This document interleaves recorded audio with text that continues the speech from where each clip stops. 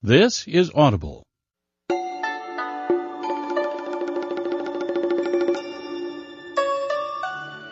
Audible Inc. and Harlequin present The Iron King, written by Julie Kagawa, read by Christine Vam.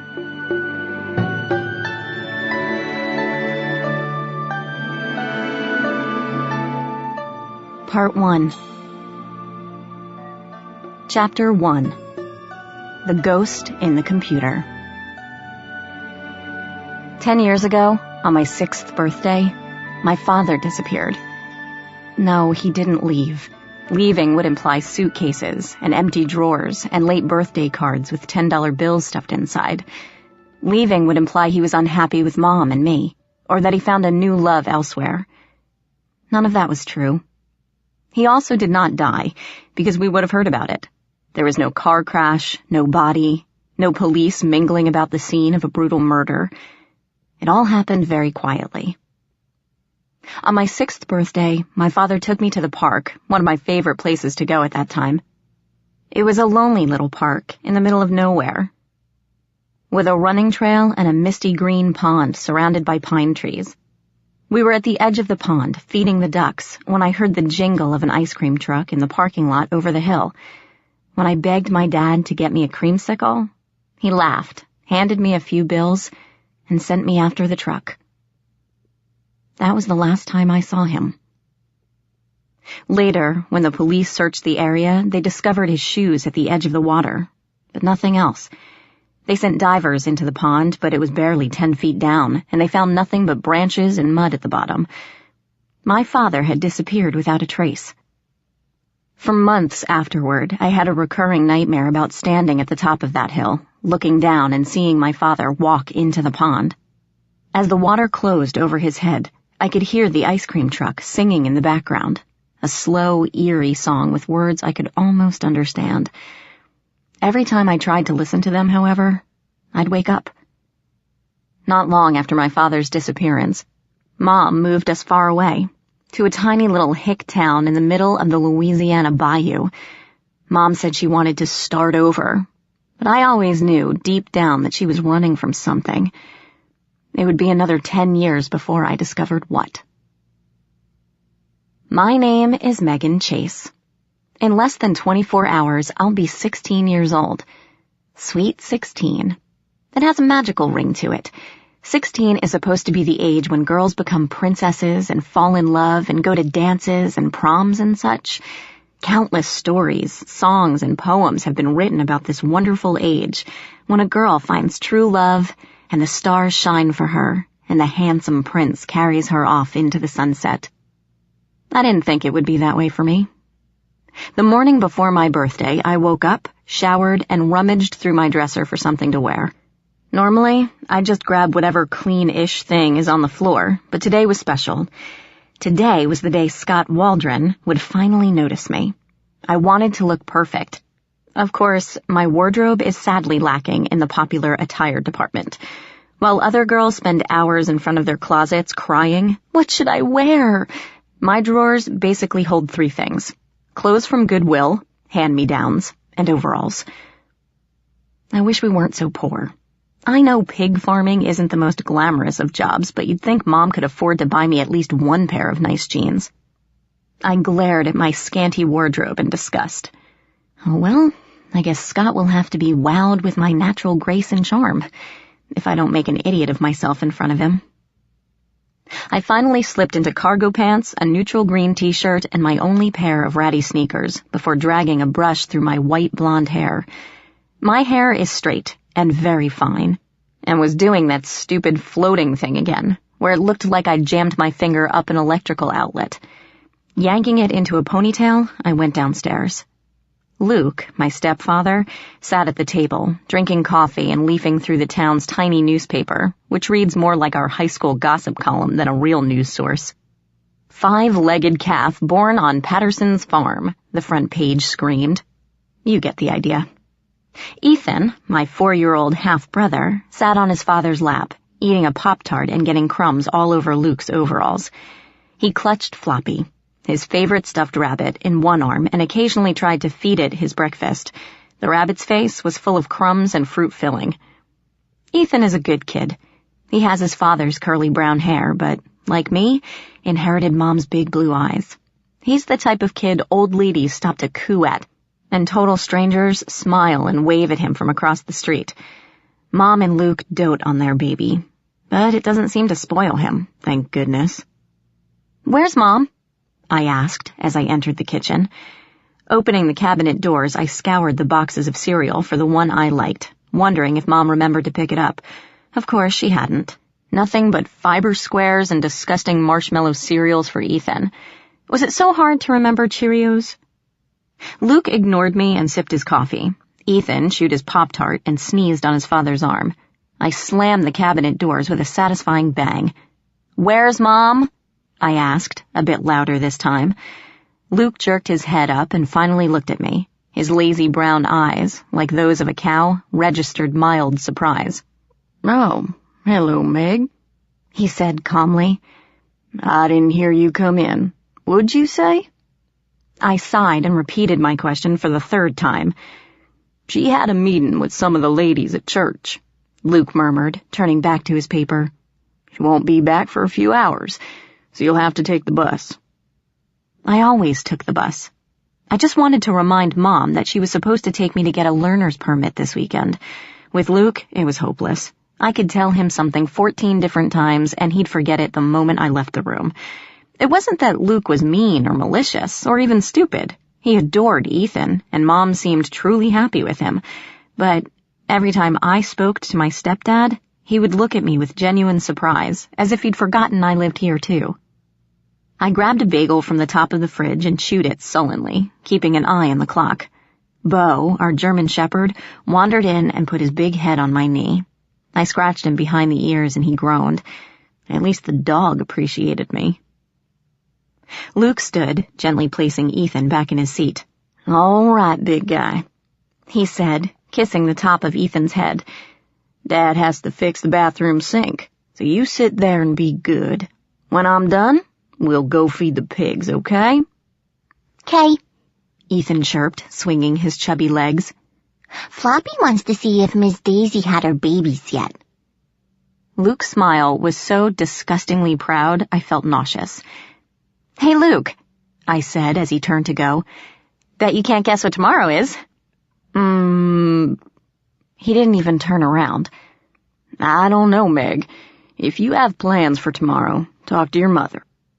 He snapped his fingers, and Bo immediately left me to follow him. Their footsteps faded up the stairs, and I was alone with my half-brother. Ethan kicked his feet, regarding me in that solemn way of his. "I know," he announced softly, putting his Pop-Tart on the table. "Tomorrow's your birthday, isn't it? Floppy told me, and I remembered." "Yeah," I muttered, turning and lobbing the bagel into the trash can. It hit the wall with a thump and dropped inside, leaving a greasy smear on the paint. I smirked and decided to leave it. "Floppy says to tell you happy early birthday." "Tell Floppy thanks." I ruffled Ethan's hair as I left the kitchen, my mood completely soured. I knew it. Mom and Luke would completely forget my birthday tomorrow. I wouldn't get a card or a cake or even a happy birthday from anyone, except my kid brother's stupid stuffed rabbit. How pathetic was that? Back in my room, I grabbed books, homework, gym clothes, and the iPod I'd spent a year saving for, despite Luke's disdain of those useless, brain-numbing gadgets. In true hick fashion, my stepfather dislikes and distrusts anything that could make life easier.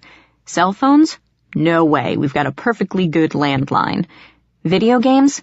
They're the devil's tools, turning kids into delinquents and serial killers. I've begged Mom over and over to buy me a laptop for school, but Luke insists that if his ancient, clunky PC is good enough for him, it's good enough for the family. Never mind that dial-up takes flipping forever. I mean, who uses dial-up anymore? I checked my watch and swore. The bus would arrive shortly, and I had a good 10-minute walk to the main road.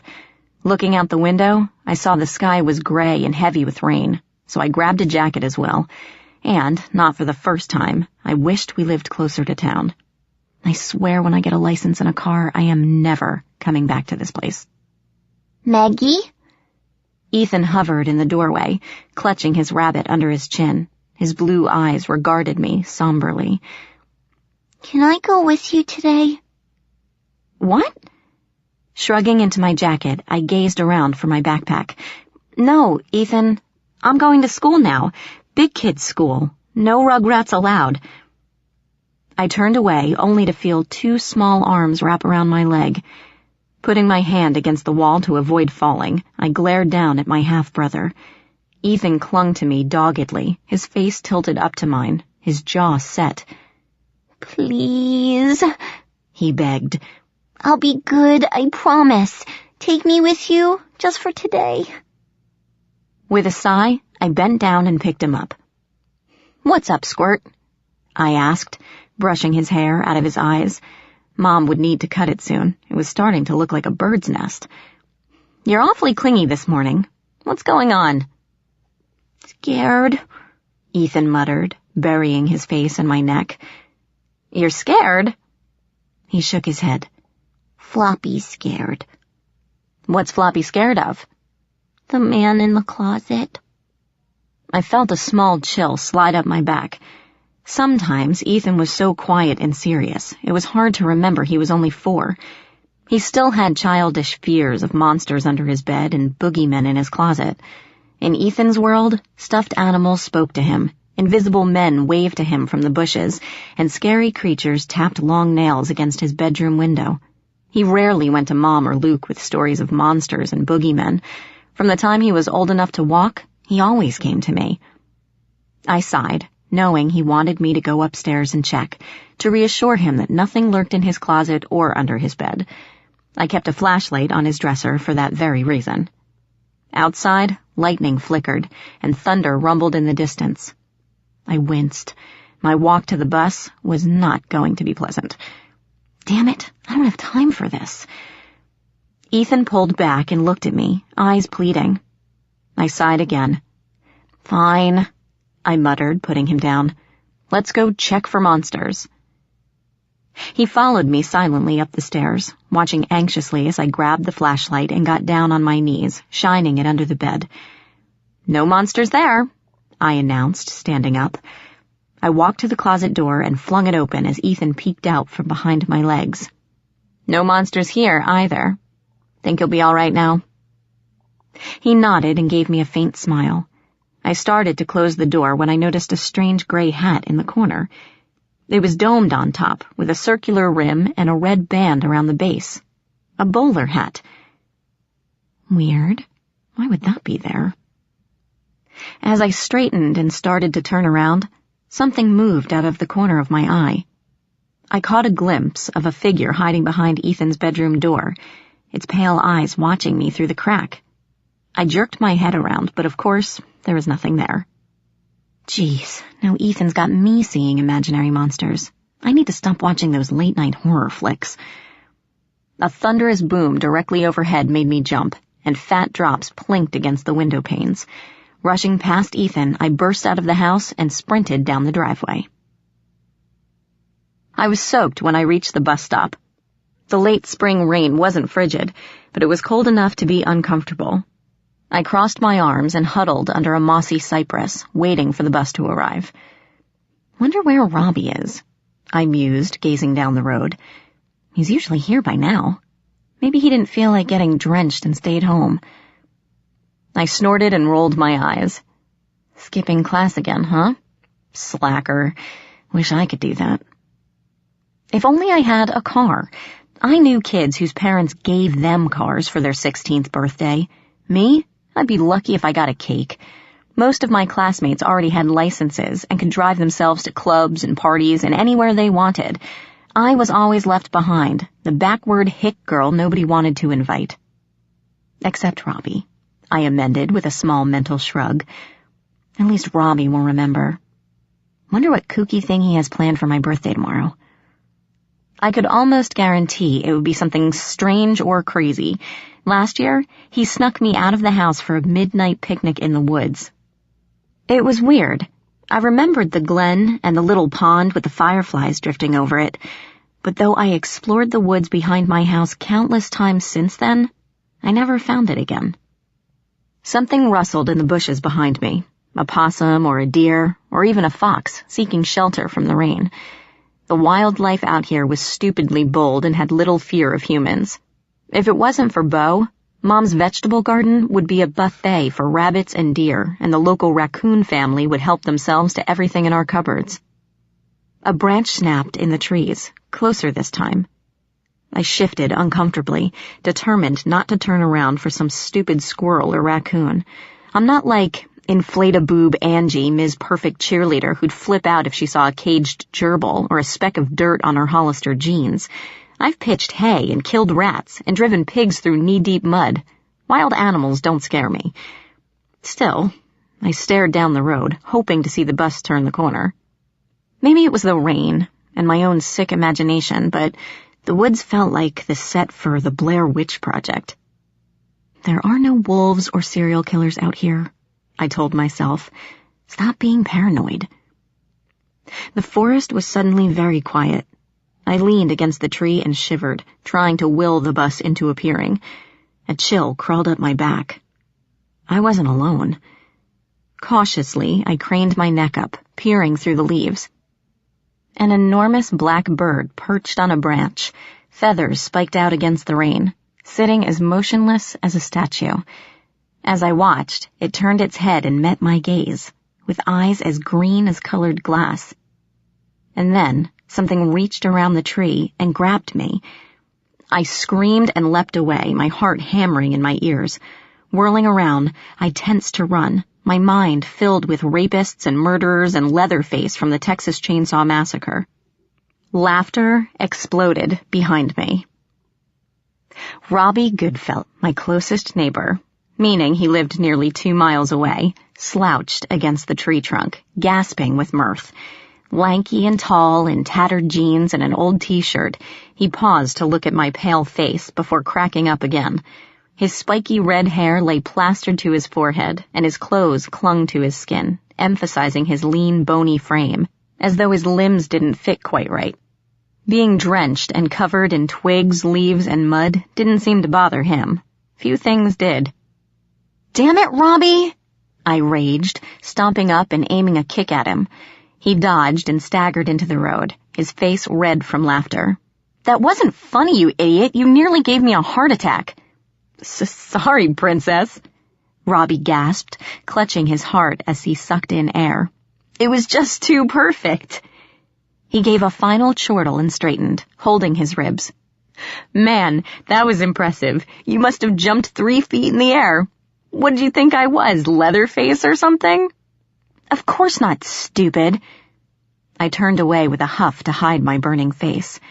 "And I told you to stop calling me that. I'm not 10 anymore." "Sure thing, princess." I rolled my eyes. "Has anyone told you you have the maturity level of a 4-year-old? He laughed cheerfully. "Look who's talking. I'm not the one who stayed up all night with the lights on after watching the Texas Chainsaw Massacre. I tried to warn you." He made a grotesque face and staggered toward me, arms outstretched. "Ooh, look out! It's Leatherface!" I scowled and kicked water at him. He kicked some back, laughing.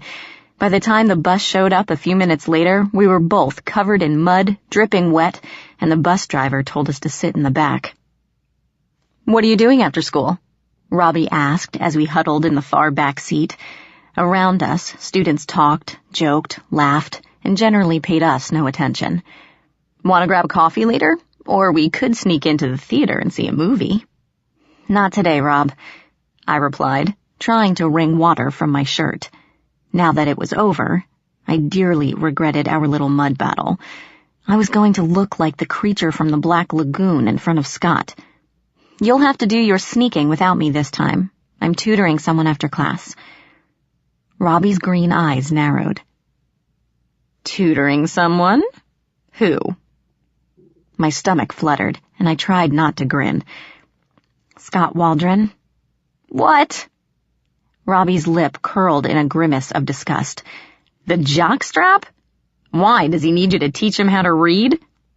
I scowled at him. "Just because he's captain of the football team doesn't mean you can be a jerk. Or are you jealous? Oh, of course. That's it, Robbie said with a sneer. I've always wanted the IQ of a rock. No, wait, that would be an insult to the rock. He snorted. I can't believe you're going for the jockstrap. You can do so much better, Princess. Don't call me that. I turned away to hide my burning face. And it's just a tutoring session. He's not going to ask me to the prom. Geez. Right. Robbie sounded unconvinced. He's not. But you're hoping he will. Admit it. You're drooling over him just like every empty-headed cheerleader on campus. So what if I am? I snapped, spinning around. It's none of your business, Rob. What do you care, anyway? He got very quiet, muttering something unintelligible under his breath. I turned my back on him and stared out the window. I didn't care what Robbie said. This afternoon, for one glorious hour, Scott Waldron would be mine alone, and no one would distract me from that. School dragged. The teachers all spoke gibberish, and the clock seemed to be moving backward. The afternoon crept by in a daze. Finally, the last bell rang, freeing me from the endless torture of X equals Y problems. Today is the day, I told myself as I maneuvered the crowded hallways, keeping to the edge of the teeming mass. Wet sneakers squeaked over tile, and a miasma of sweat, smoke, and body odor hung thick in the air. Nervousness fluttered inside me. You can do this. Don't think about it. Just go in and get it over with. Dodging students, I wove my way down the hall and peeked into the computer room. There he was, sitting at one of the desks with both feet up on another chair. Scott Waldron, captain of the football team. Gorgeous Scott. King of the school Scott. He wore a red and white Letterman jacket that showed off his broad chest, and his thick, dark blonde hair brushed the top of his collar. My heart pounded. A whole hour in the same room with Scott Waldron, with no one to get in the way. Normally, I couldn't even get close to Scott. He was either surrounded by Angie and her cheerleader groupies, or his football buddies. There were other students in the computer lab with us, but they were nerds and academic types, beneath Scott Waldron's notice. The jocks and cheerleaders wouldn't be caught dead in here if they could help it. I took a deep breath and stepped into the room. He didn't glance at me when I walked up beside him. He lounged in the chair with his feet up and his head back, tossing an invisible ball across the room. I cleared my throat. Nothing. I cleared it a little louder. Still nothing. Gathering my courage, I stepped in front of him and waved. His coffee brown eyes finally jerked up to mine. For a moment, he looked startled. Then an eyebrow rose in a lazy arc, as if he couldn't figure out why I wanted to talk to him. Uh-oh. Say something, Meg. Something intelligent. I stammered. Hi, I'm Megan. I sit behind you in computer class. He was still giving me that blank stare, and I felt my cheeks getting hot. I really don't watch a lot of sports, but I think you're an awesome quarterback. Not that I've seen many. Well, just you, actually. But you really seem to know what you're doing. I go to all your games, you know. I'm usually in the very back, so you probably don't see me. Oh, God, shut up, Meg. Shut up now. I clamped my mouth closed to stop the incessant babbling, wanting to crawl into a hole and die. What was I thinking, agreeing to this? Better to be invisible than to look like a complete and total moron, especially in front of Scott. He blinked lazily, reached up, and pulled the earphones from his ears. Sorry, babe. He drawled in that wonderful deep voice of his. I couldn't hear you. He gave me a once-over and smirked. Are you supposed to be the tutor? Yes. I straightened and smoothed out my remaining shreds of dignity. I'm Megan. Mr. Sanders asked me to help you out with your programming project. He continued to smirk at me. Aren't you that hick girl who lives out in the swamp? Do you even know what a computer is? My face flamed and my stomach contracted into a tight little ball. Okay, so I didn't have a great computer at home. That was why I spent most of my after-school time here, in the lab, doing homework or just surfing online. In fact, I was hoping to make it into ITT Tech in a couple of years. Programming and web design came easily to me. I knew how to work a computer, damn it. But in the face of Scott's criticism, I could only stammer. Yes, I do. I mean, I know a lot. He gave me a dubious look, and I felt the sting of wounded pride. I had to prove to him that I wasn't the backward hillbilly he thought I was. Here, I'll show you, I offered, and reached toward the keyboard on the table. Then something weird happened. I hadn't even touched the keys when the computer screen blipped on. When I paused, my fingers hovering over the board, words began to scroll across the blue screen. Megan Chase, we see you. We're coming for you. I froze. The words continued, those 3 sentences, over and over. Megan Chase, we see you. We're coming for you. Megan Chase, we see you. We're coming for you. Megan Chase, we see you. We're coming for you. Over and over until it completely filled the screen. Scott leaned back in his seat, glaring at me, then at the computer. What is this? He asked, scowling. What the hell are you doing, freak? Pushing him aside, I shook the mouse, punched escape, and pressed Control-Alt-Delete to stop the endless string of words. Nothing worked. Suddenly, without warning, the words stopped, and the screen went blank for a moment. Then, in giant letters, another message flashed into view. Scott Waldron peeks at guys in the shower room. ROFL. I gasped. The message began to scroll across all the computer screens, wending its way around the room, with me powerless to stop it. The other students at the desks paused, shocked for a moment, then began to point and laugh. I could feel Scott's gaze like a knife in my back. Fearfully, I turned to find him glaring at me, chest heaving. His face was crimson, probably from rage or embarrassment, and he jabbed a finger in my direction. You think that's funny, swamp girl? Do you? Just wait. I'll show you funny. You just dug your own grave, bitch. He stormed out of the room with the echo of laughter trailing behind him. A few of the students gave me grins, applause, and thumbs up. One of them even winked at me. My knees were shaking. I dropped into a chair and stared blankly at the computer screen, which suddenly flicked off, taking the offensive message with it. But the damage was already done. My stomach roiled, and there was a stinging sensation behind my eyes. I buried my face in my hands. I'm dead. I'm so dead. That's it. Game over, Megan. I wonder if Mom will let me move to a boarding school in Canada. A faint snicker cut through my bleak thoughts, and I raised my head. Crouched atop the monitor, silhouetted black against the open window, was a tiny, misshapen thing. Spindly and emaciated, it had long, thin arms and huge bat-like ears. Slitted green eyes regarded me across the table, gleaming with intelligence. It grinned, showing off a mouthful of pointed teeth that glowed with neon blue light, before it vanished like an image on the computer screen. I sat there a moment, staring at the spot where the creature had been, my mind spinning in a dozen directions at once. Okay, great. Not only does Scott hate me, I'm starting to hallucinate as well. Megan Chase, victim of a nervous breakdown the day before she turned 16. Just send me off to the loony bin, 'cause I sure won't survive another day at school. Dragging myself upright, I shuffled, zombie-like, into the hall. Robbie waited for me by the lockers, a soda bottle in each hand. Hey, princess, he greeted as I shambled past. You're out early. How'd the tutoring session go? Don't call me that, I muttered, banging my forehead into my locker. And the tutoring session went fabulous. Please kill me now. That good, huh? He tossed me a diet soda, which I barely caught, and twisted open his root beer in a hiss of foam. I could hear the grin in his voice. Well, I suppose I could say I told you so. I glared daggers at him, daring him to continue. The smile vanished from his face. But I won't.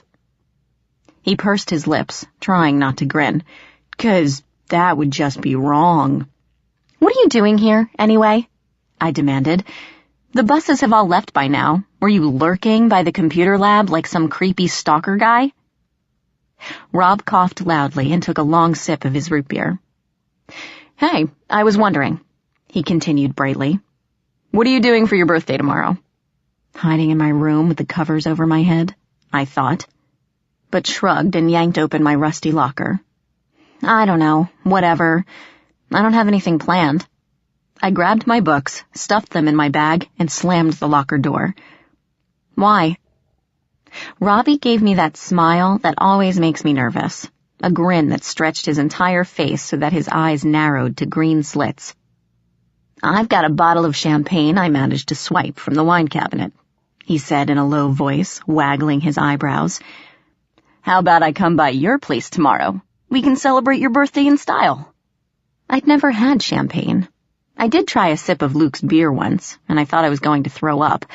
Mom sometimes brought home wine in a box, and that wasn't terrible, but I wasn't much of an alcohol drinker. What the hell? You're only 16 once, right? Sure, I told Robbie and gave a resigned shrug. Sounds good. Might as well go out with a bang. He cocked his head at me. You okay, princess? What could I tell him? That the captain of the football team, who I'd been crushing on for 2 years, was out to get me, that I was seeing monsters at every turn, and that the school computers were either hacked or possessed? Yeah, right. I'd get no sympathy from the school's greatest prankster. Knowing Robbie, he'd think it was a brilliant joke and congratulate me. If I didn't know him better, I might even think he set it up. I just gave him a tired smile and nodded. I'm fine. I'll see you tomorrow, Robbie. See you then, princess. Mom was late picking me up again. The tutoring session was only supposed to be an hour, but I sat on the curb in the drizzling rain for another good half hour, contemplating my miserable life and watching cars pull in and out of the parking lot.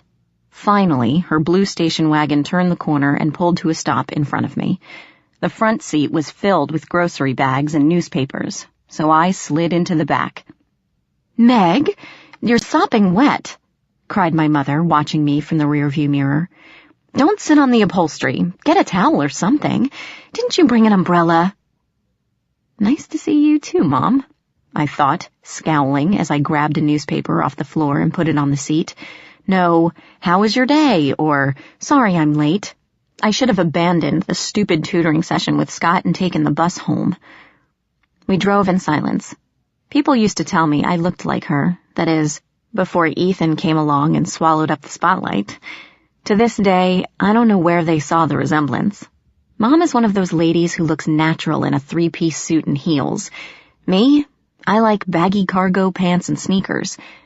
Mom's hair hangs in thick golden ringlets. Mine is limp and fine, almost silver if it catches the light just right. She looks regal and graceful and slender. I just look skinny.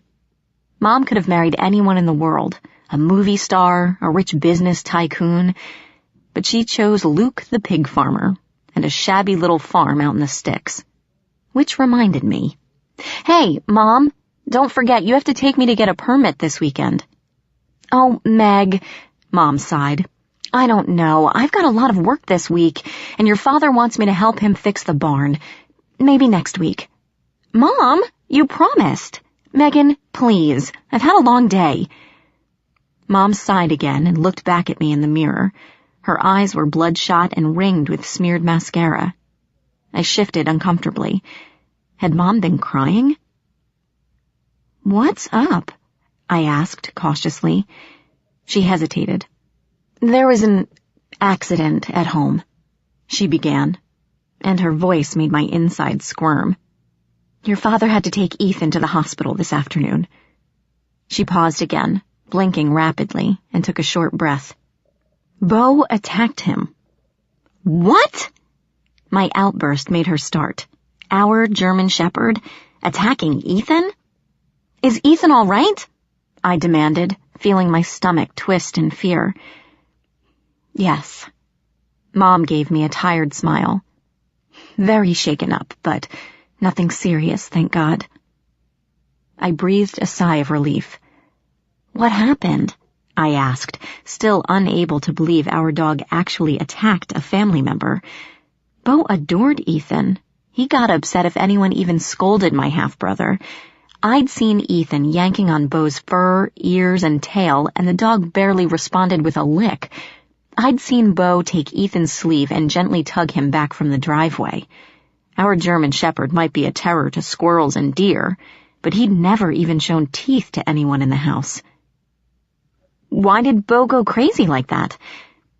Mom shook her head. I don't know. Luke saw Beau run up the stairs, then heard Ethan screaming.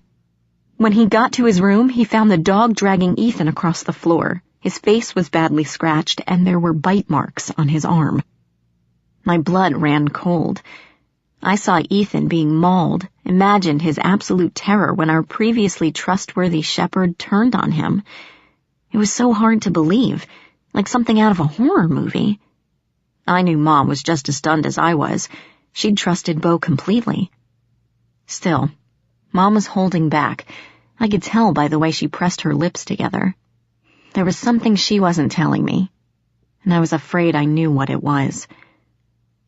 What will happen to Beau? Her eyes filled with tears, and my heart sank. We can't have a dangerous dog running around, Meg, she said, and I heard the plea for understanding. If Ethan asks, tell him that we found Beau another home. She took a deep breath and gripped the steering wheel tightly, not looking at me. It's for the safety of the family, Megan. Don't blame your father, but after Luke brought Ethan home, he took Beau to the pound. Chapter 2. Ringtone of Doom. Dinner was tense that night. I was furious at both my parents, Luke for doing the deed, and Mom for allowing him to do it. I refused to speak to either of them. Mom and Luke talked between themselves about useless, trivial stuff, and Ethan sat clutching Floppy in silence. It was weird not having Beau pacing around the table like he always did, looking for crumbs. I excused myself early and retreated to my room, slamming the door behind me. I flopped back on my bed, remembering all the times Beau had curled up here with me, a solid, warm presence. He never asked anyone for anything, content just to be near, making sure his charges were safe. Now he was gone, and the house seemed emptier for it. I wished I could talk to someone. I wanted to call Robbie and rant about the total unfairness of it all, but his parents, who were even more backward than mine, apparently, didn't have a phone or even a computer. Talk about living in the dark ages. Rob and I made our plans at school, or sometimes he would just show up outside my window, having walked the 2 miles to my house. It was a total pain in the ass, something I fully intended to fix once I got my own car. Mom and Luke couldn't keep me in this isolated bubble forever. Maybe my next big purchase would be cell phones for both of us, and screw what Luke thought about it. This whole technology is evil thing was getting really old. I'd talk to Robbie tomorrow. I couldn't do it tonight. Besides, the only phone in my house was the landline in the kitchen, and I didn't want to vent about grown-up stupidity with them in the same room. That would be pushing it. There was a timid knock on the door, and Ethan's head peeked inside. Hey, Squirt. I sat up on the bed, swiping at a few stray tears. A dinosaur Band-Aid covered his forehead, and his right arm was wrapped in gauze. What's up? Mommy and Daddy sent Beau away. His lower lip trembled, and he hiccuped, wiping his eyes on Floppy's fur. I sighed and patted the bed. They had to, I explained as he clambered up and snuggled into my lap, rabbit and all. They didn't want Beau to bite you again. They were afraid you'd get hurt. Beau didn't bite me. Ethan gazed back at me with wide, teary eyes. I saw fear in them, and an understanding that went way beyond his years. Beau didn't hurt me, he insisted. Beau was trying to save me from the man in the closet. Monsters again? I sighed, wanting to dismiss it, but a part of me hesitated. What if Ethan was right? I'd been seeing weird things too lately. What if Beau really was protecting Ethan from something horrible and terrifying? No. I shook my head. This was ridiculous. I'd be turning 16 in a few hours. That was way too old to believe in monsters, and it was high time Ethan grew up as well. He was a smart kid, and I was getting tired of him blaming imaginary boogeymen whenever something went wrong. Ethan, I sighed again, trying not to appear cranky. If I was too harsh, he'd probably start bawling, and I didn't want to upset him, after all he'd gone through today. Still, this had gone far enough. There are no monsters in your closet, Ethan. There's no such thing as monsters, okay? Yes, there are. He scowled and kicked his feet into the covers. I've seen them. They talk to me. They say the king wants to see me. He held out his arm, showing me the bandage. The man in the closet grabbed me here. He was pulling me under the bed when Bo came in and scared him off. Clearly, I wasn't going to change his mind, and I really didn't want a temper tantrum in my room right now. Okay, fine, I relented, wrapping my arms around him. Let's say something other than Bo grabbed you today. Why don't you tell Mom and Luke? They're grown-ups, Ethan said, as if it was perfectly clear. They won't believe me. They can't see the monsters. He sighed and looked at me with the gravest expression I'd ever seen on a kid. But Floppy says you can see them, if you try hard enough. You can see through the mist and the glamour. Floppy says so. The what and the what? Ethan?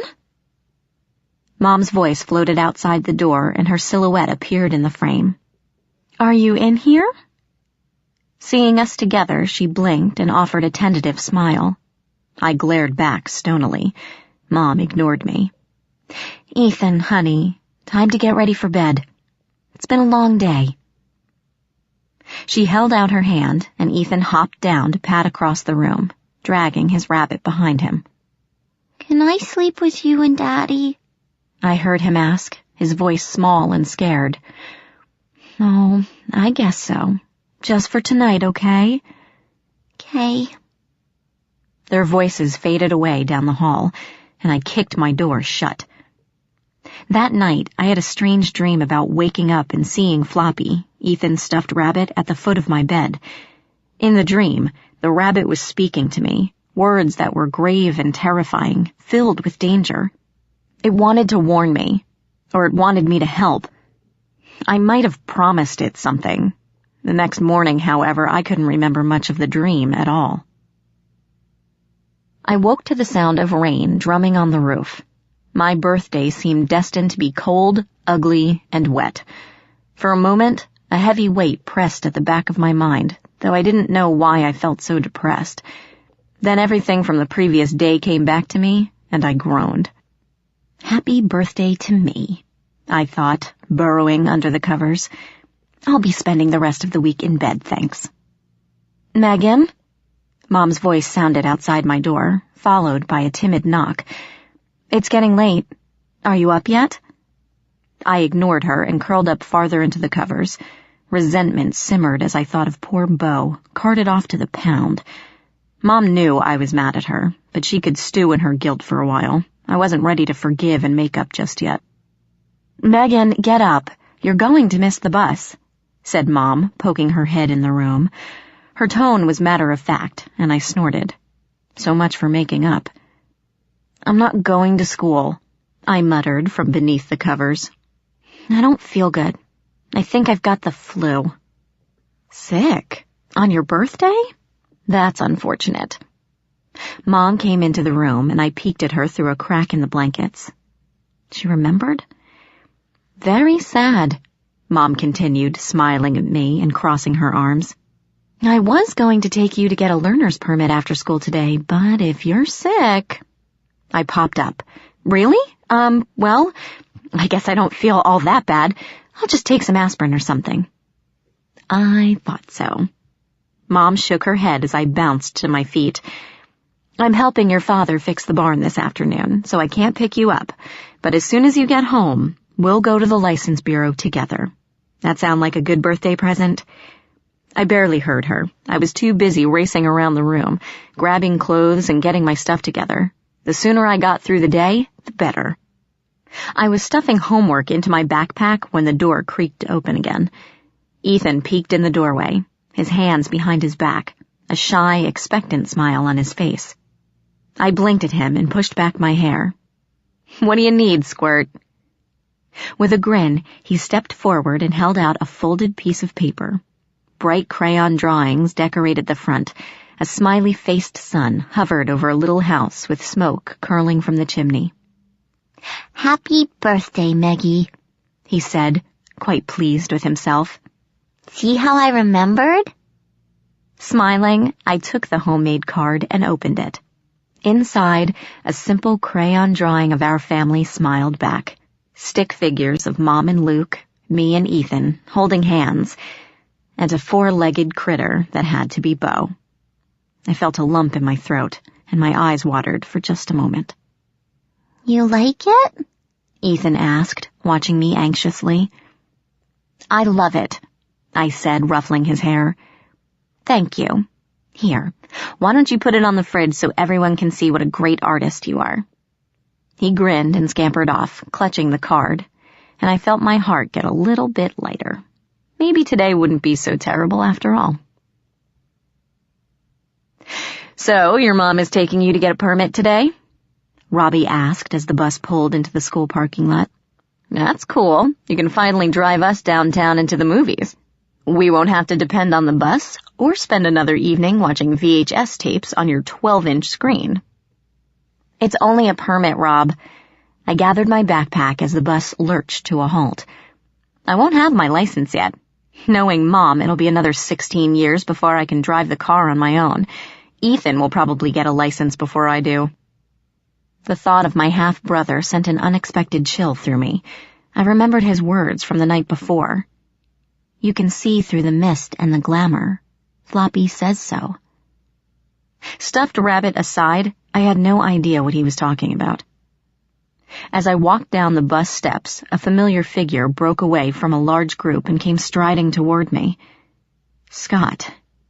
My stomach twisted, and I gazed around for a suitable escape route, but before I could flee into the crowd, he was already in front of me. "Hey." His voice, drawling and deep, made me shiver. Terrified as I was, he was still gorgeous, with his damp blonde hair falling in unruly waves and curls on his forehead. For some reason, he seemed nervous today, running his hands through his bangs and gazing around. He hesitated, narrowing his eyes. "What's your name again?" "Megan," I whispered. "Oh, yeah." Stepping closer, he glanced back at his friends and lowered his voice. "Listen, I feel bad about the way I treated you yesterday. It was uncalled for. I'm sorry." For a moment, I didn't understand what he was saying. I'd been expecting threats, taunts, or accusations. Then a great balloon of relief swelled inside me as his words finally registered. Oh, I stammered, feeling my face heat. "That's okay. Forget about it." "I can't," he muttered. "You've been on my mind since yesterday. I was a real jerk, and I'd like to make it up to you. He stopped, chewing his lip, then got it all out in a rush. "Do you want to eat lunch with me this afternoon?" My heart pounded. Butterflies swarmed madly in my stomach, and my feet felt like they were floating an inch off the ground. I barely had the voice to squeak a breathless, "Sure." Scott grinned, showing blindingly white teeth, and gave me a wink. "Hey guys, over here!" One of Scott's football buddies stood a few feet away, a camera phone in hand, pointed at us. "Smile for the birdie." Before I knew what was happening, Scott put a hand around my shoulder and pulled me close to his side. I blinked up at him, stunned, as my heart began racing around my chest. He flashed his dazzling grin at the camera, but I could only stare, stupefied like a moron. "Thanks, Meg," Scott said, breaking away from me. "See you at lunch." He smiled and trotted off toward the school with one final wink. The cameraman chuckled and sprinted after him, leaving me dazed and confused at the edge of the parking lot. For a moment, I stood there, staring like an idiot as my classmates surged around me.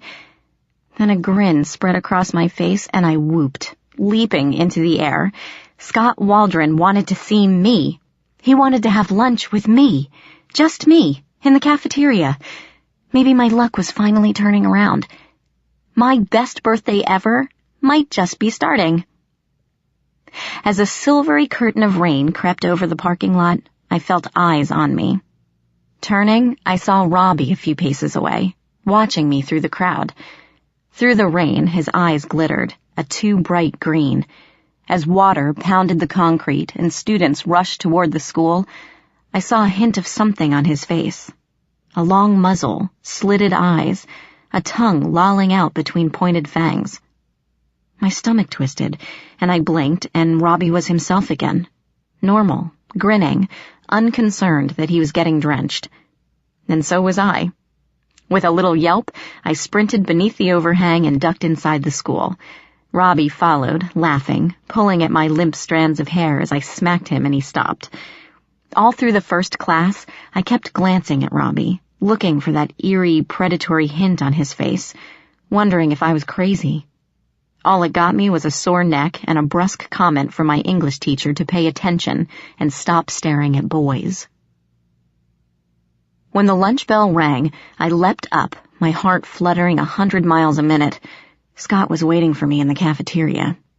I grabbed my books, stuffed them into my backpack, whirled around, and came face to face with Robbie, standing behind me. I shrieked, "Rob, I'm going to smack you if you don't stop doing that. Now move. I have to get somewhere." "Don't go." His voice was quiet, serious. Surprised, I looked up at him.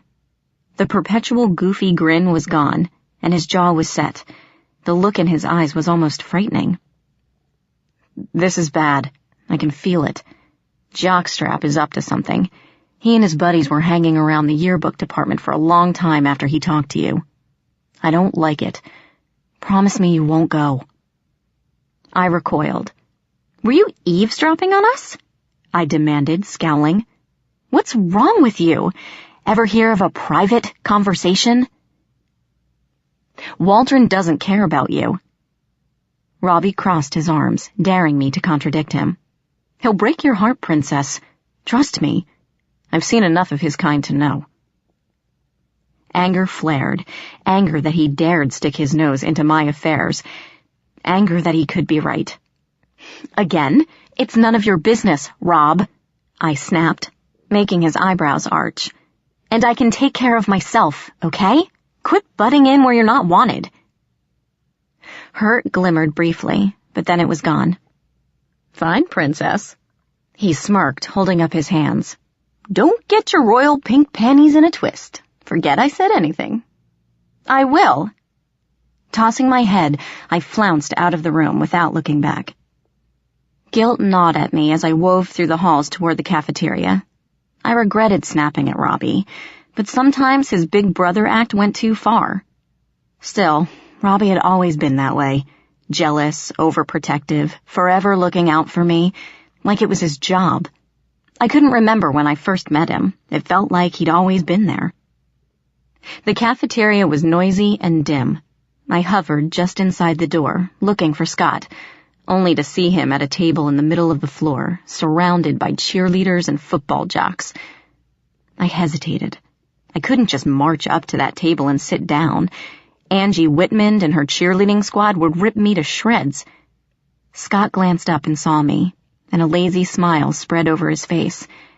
Taking that as an invitation, I started toward him, weaving my way past the tables.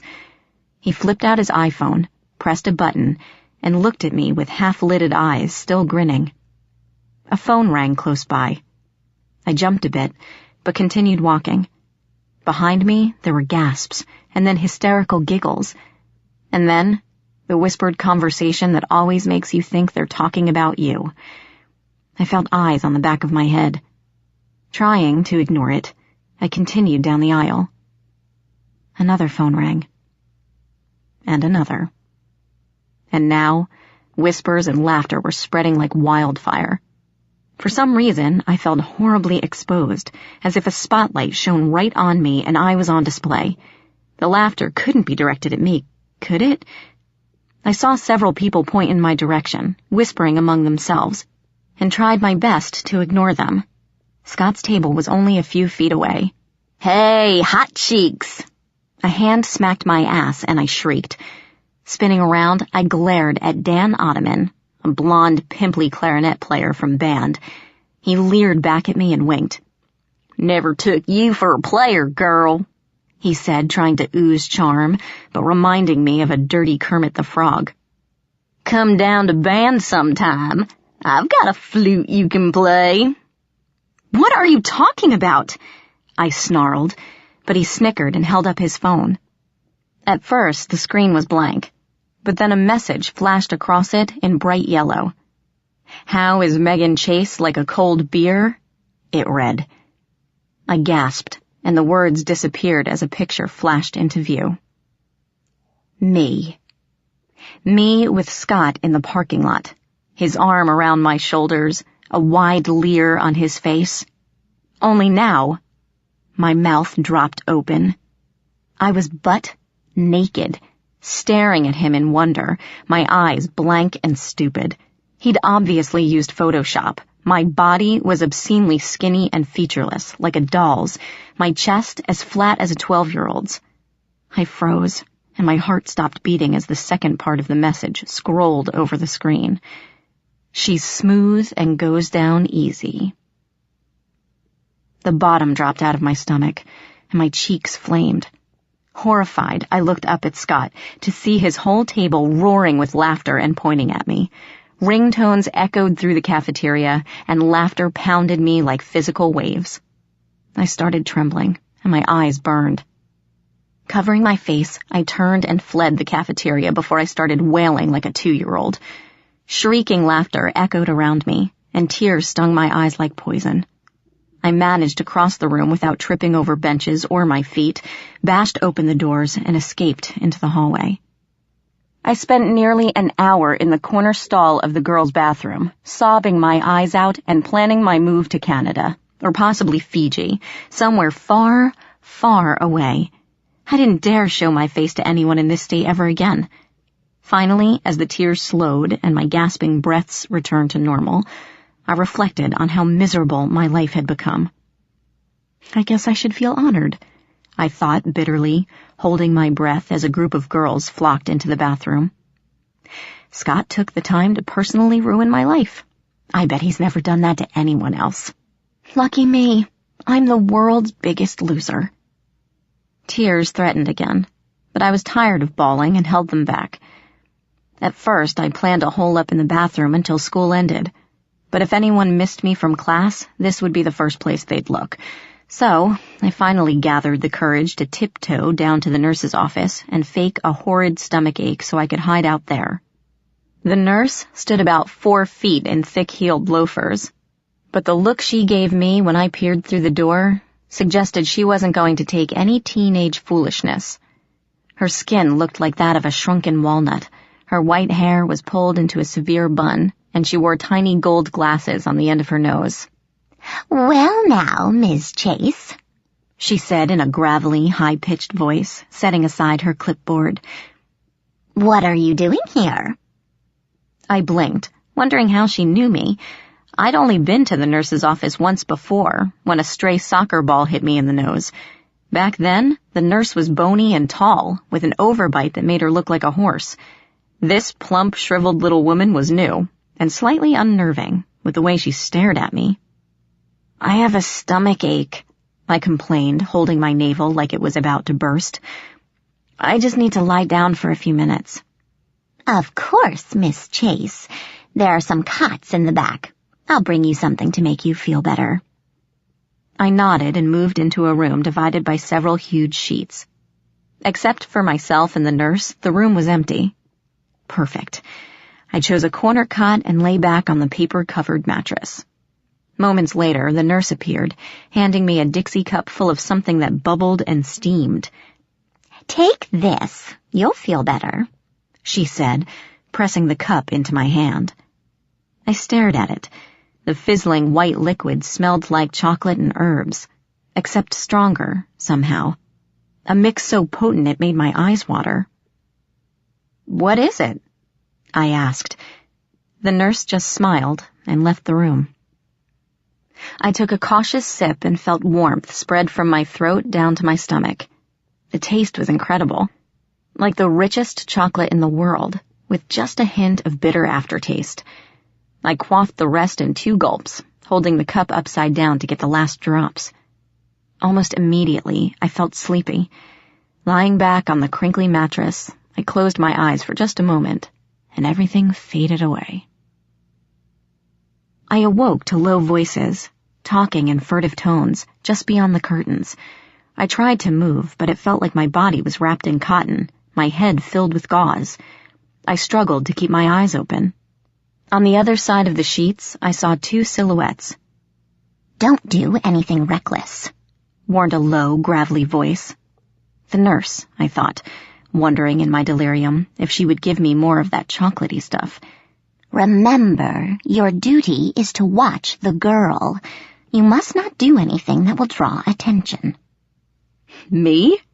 asked a tantalizing familiar voice. "Draw attention to myself? Would I do such a thing?" The nurse snorted. "If the entire cheerleading squad turns into mice, Robin, I will be very upset with you. Mortal adolescents are blind and cruel, you know that. You mustn't take revenge, no matter how you feel about the girl, especially now. There are more worrisome things on the move." I'm dreaming, I decided. That must be it. What was in that drink, anyway? In the dim light, the silhouettes playing across the curtain looked confusing and strange. The nurse, it seemed, was even smaller, barely 3 feet in height. The other shadow was even more peculiar. Normal size, but with strange protrusions on the side of his head that looked like horns. Or ears. The taller shadow sighed and moved to sit in a chair, crossing his long legs. "I've heard the same," he muttered. "Dark rumors are stirring. The courts are restless. Seems like something is out there that has both of them scared." "Which is why you must continue to be both her shield and her guardian." The nurse turned, putting both hands on her hips, her voice chiding. "I'm surprised you haven't given her the mist wine yet. She is 16 today. The veil is beginning to lift."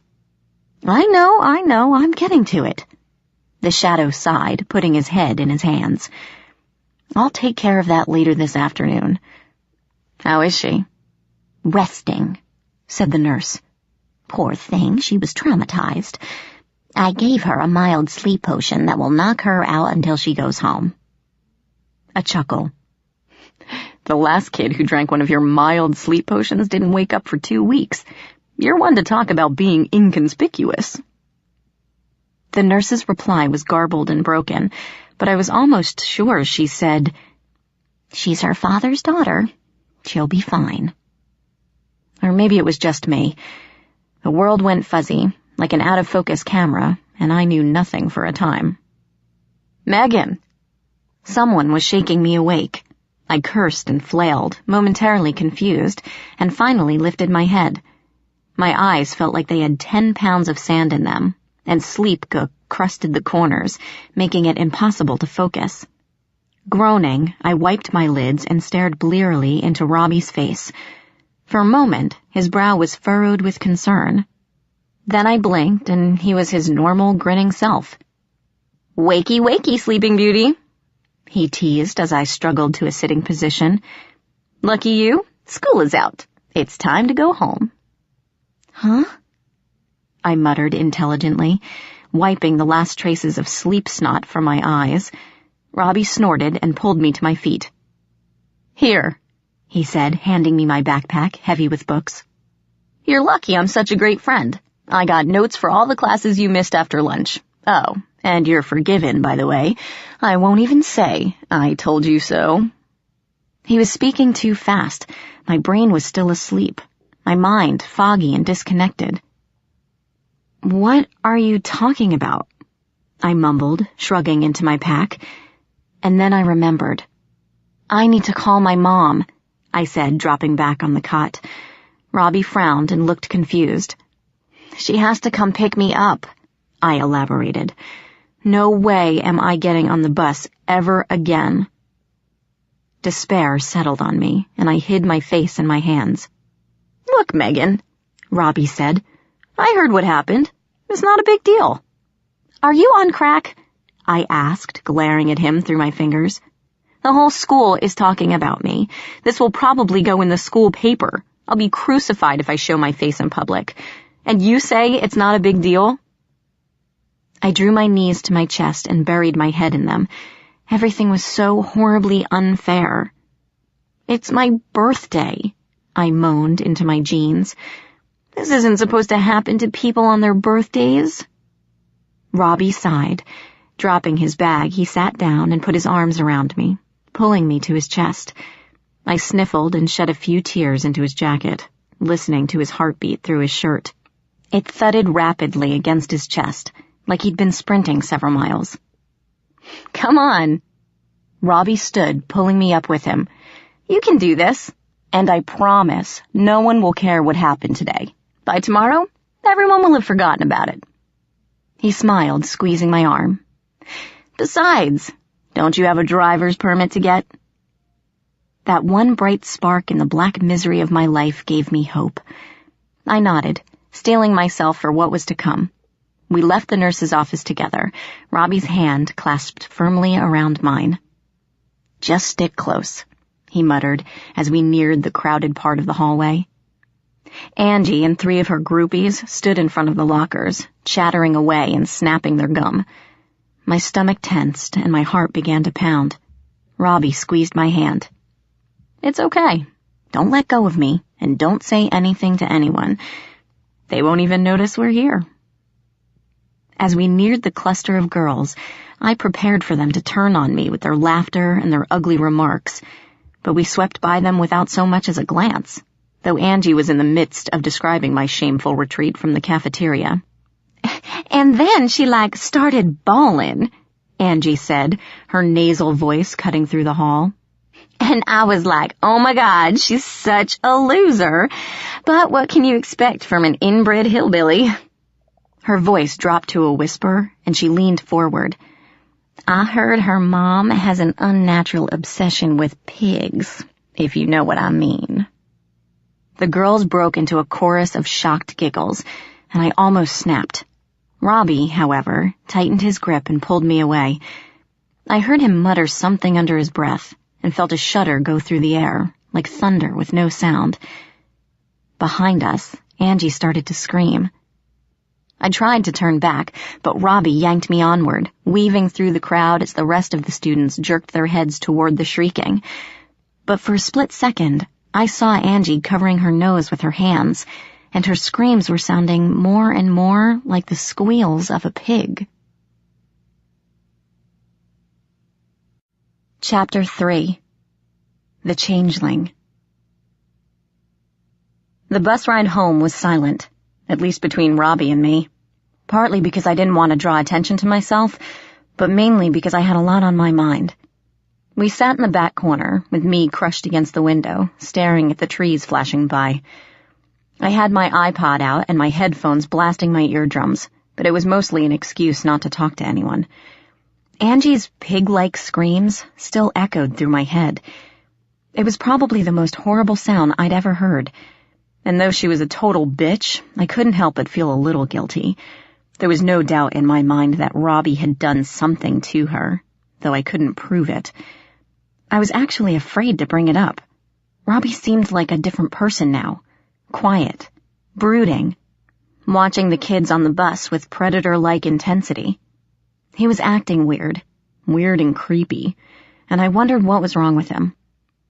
Then there was that strange dream, which I was beginning to think hadn't really been a dream at all.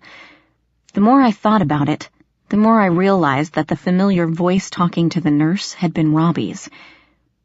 Something was happening, something strange and creepy and terrifying. And the scariest part of all was that it wore a familiar, ordinary face. I snuck a glance at Robbie. How well did I know him? Really know him? He'd been my friend for longer than I could remember, and yet I'd never been to his house or met his parents. The few times I suggested meeting at his place, he'd always had some excuse not to. His folks were out of town, or they were remodeling the kitchen. A kitchen I'd never seen. That was strange, but what was weirder was the fact that I'd never wondered about it, never questioned it. Until now. Robbie was simply there, like he'd been conjured out of nothing, with no background, no home, and no past. What was his favorite music? Did he have goals in life? Had he ever fallen in love? Not at all, my mind whispered disturbingly. You don't know him at all. I shivered and looked out the window again. The bus lurched to a halt at a 4-way stop, and I saw we'd left the outskirts of town and were now heading into the boondocks, my neighborhood. Rain still spattered the windows, making the swampy marshlands blurry and indistinct, the trees fuzzy dark shapes through the glass. I blinked and straightened up in my seat. Deep in the swamp, a horse and rider stood beneath the limbs of an enormous oak, as still as the trees themselves. The horse was a huge black animal with a mane and a tail that rippled behind it, even drenched as it was. Its rider was tall and lean, garbed in silver and black. A dark cape fluttered from its shoulders. Through the rain, I caught the barest glimpse of a face. Young, pale, strikingly handsome, staring right at me. My stomach lurched and I caught my breath. Rob, I murmured, pulling my headphones out. Look at that. Robbie's face was inches from mine, staring out the window. His eyes narrowed to green slits, hard and dangerous. My stomach twisted and I leaned away from him, but he didn't notice me. His lips moved and he whispered one word, so soft I barely caught it, even as close as we were. Ash. Ash, I repeated. Who's Ash? The bus coughed and lurched forward again. Robbie leaned back, his face so still it could have been carved from stone. Swallowing, I looked out the window, but the space beneath the oak was empty. Horse and rider were gone, like they'd never existed. The weirdness kept getting weirder. Who's Ash? I repeated, turning back to Robbie, who seemed to be in his own world. Robbie? Hey! I poked him in the shoulder. He twitched and finally looked at me. Who is Ash? Ash? For a moment his eyes were bright and feral, his face like that of a wild dog. Then he blinked and was normal again. Oh, he's just an old buddy of mine, from long ago. Don't worry about it, Princess. His words slid over me strangely, like he was willing me to forget simply by requesting it. I felt a prickle of annoyance that he was hiding something, but it quickly faded, because I couldn't remember what we were talking about. At our curb, Robbie leaped up as if the seat was on fire and rushed out the door. Blinking at his abrupt departure, I put my iPod safely in my backpack before leaving the bus. The last thing I wanted was for the expensive thing to get wet. I have to go, Robbie announced when I joined him on the pavement. His green eyes swept through the trees as if he expected something to come crashing out of the woods. I gazed around, but except for some bird trilling overhead, the forest was quiet and still. I, forgot something at home. He turned to me then, with an apologetic look. See you tonight, Princess? I'll bring that champagne over later, okay? Oh, I'd forgotten about that. Sure. Go straight home, okay? Robbie narrowed his eyes, his face intense. Don't stop, and don't talk to anyone you meet. Got it? I laughed nervously. What are you, my mom? Are you going to tell me not to run with scissors and to look both ways before crossing the street? Besides, I continued as Robbie smirked, looking more like his normal self, who would I meet way out here in the boondocks? The image of the boy on the horse suddenly came to mind, and my stomach did that strange little flop again. Who was he? And why couldn't I stop thinking about him? If he even existed at all? Things were getting really odd, If it wasn't for Robbie's weird reaction on the bus, I would think the boy was another of my crazy hallucinations. Fine. Robbie waved, flashing his mischievous grin. See you later, princess. Don't let Leatherface catch you on your way home. I kicked at him. He laughed, bounced away, and sprinted off down the road. Shouldering my backpack, I trudged up the driveway. Mom? I called, opening the front door. Mom, I'm home. Silence greeted me, echoing off the walls and floor, hanging heavy in the air. The stillness was almost a living thing, crouched in the center of the room, watching me with cold eyes. My heart began a loud, irregular thud in my chest. Something was wrong. Mom? I called again, venturing into the house. Luke? Anybody home? The door creaked as I crept in further. The television blared and flickered, playing a rerun of an old black-and-white sitcom, though the couch in front of it was empty. I switched it off and continued down the hall into the kitchen. For a moment, everything looked normal, except for the refrigerator door, swinging on its hinges. A small object on the floor caught my attention. At first, I thought it was a dirty rag, but looking closer, I saw it was Floppy, Ethan's rabbit. The stuffed animal's head had been torn off, and cotton spilled from the hole in the neck. Straightening, I heard a small noise on the other side of the dining table. I walked around, and my stomach twisted so violently that bile rose to my throat.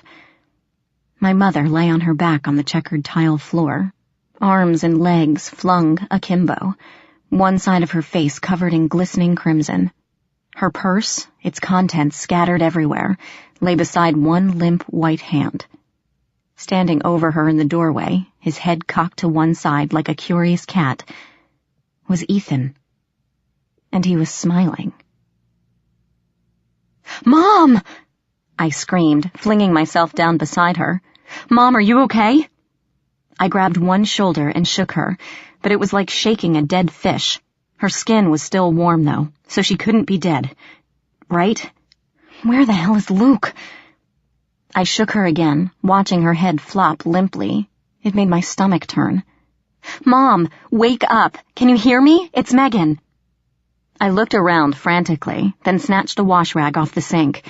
As I dabbed it over her bloodied face, I became aware again of Ethan standing in the doorway, his blue eyes now wide and teary.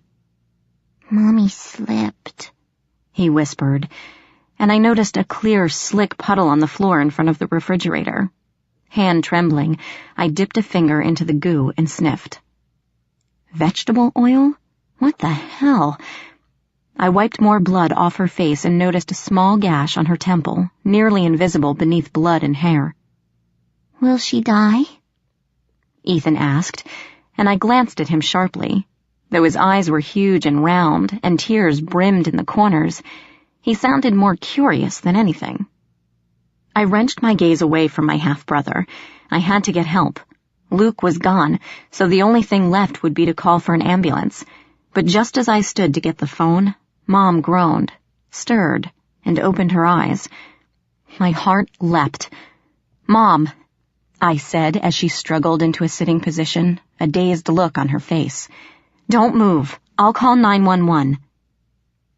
Megan? Mom looked around, blinking. A hand came up to touch her cheek, and she stared at the blood on her fingers. What happened? I must have fallen. You hit your head, I replied, standing up and looking around for the phone. You might have a concussion. Hold on, I'm calling the ambulance. The ambulance? No. Mom sat up, looking a little clearer. Don't do that, honey. I'm fine. I'll just clean up and put on a Band-Aid. There's no need to go to that trouble. But, Mom, I'm fine, Meg. Mom snatched the forgotten wash rag and began wiping the blood off her face. I'm sorry if I frightened you, but I'll be fine. It's only blood, nothing serious. Besides, we can't afford a big doctor's bill. She abruptly straightened and looked around the room. Where's your brother? Startled, I looked back to the doorway, but Ethan was gone. Mom's protests were wasted when Luke got home. He took one look at her pale, bandaged face, threw a fit, and insisted they go to the hospital. Luke can be stubbornly persistent when he needs to be, and Mom eventually buckled under the pressure. She was still calling out instructions to me. Take care of Ethan, don't let him stay up too late, there's frozen pizza in the fridge, as Luke bundled her into his battered Ford and roared off down the driveway. As the truck turned a corner and vanished from sight, the chilly silence descended on the house once more. I shivered, rubbing my arms, feeling it creep into the room and breathe down my neck. The house where I'd lived most of my life seemed unfamiliar and frightening, as if things lurked in the cupboards and around corners, waiting to grab me as I walked past. My gaze lingered on the crumpled remains of Floppy, strewn across the floor, and for some reason, it made me very sad and scared. No one in this house would rip up Ethan's favorite stuffed animal. Something was very wrong. Footsteps padded over the floor.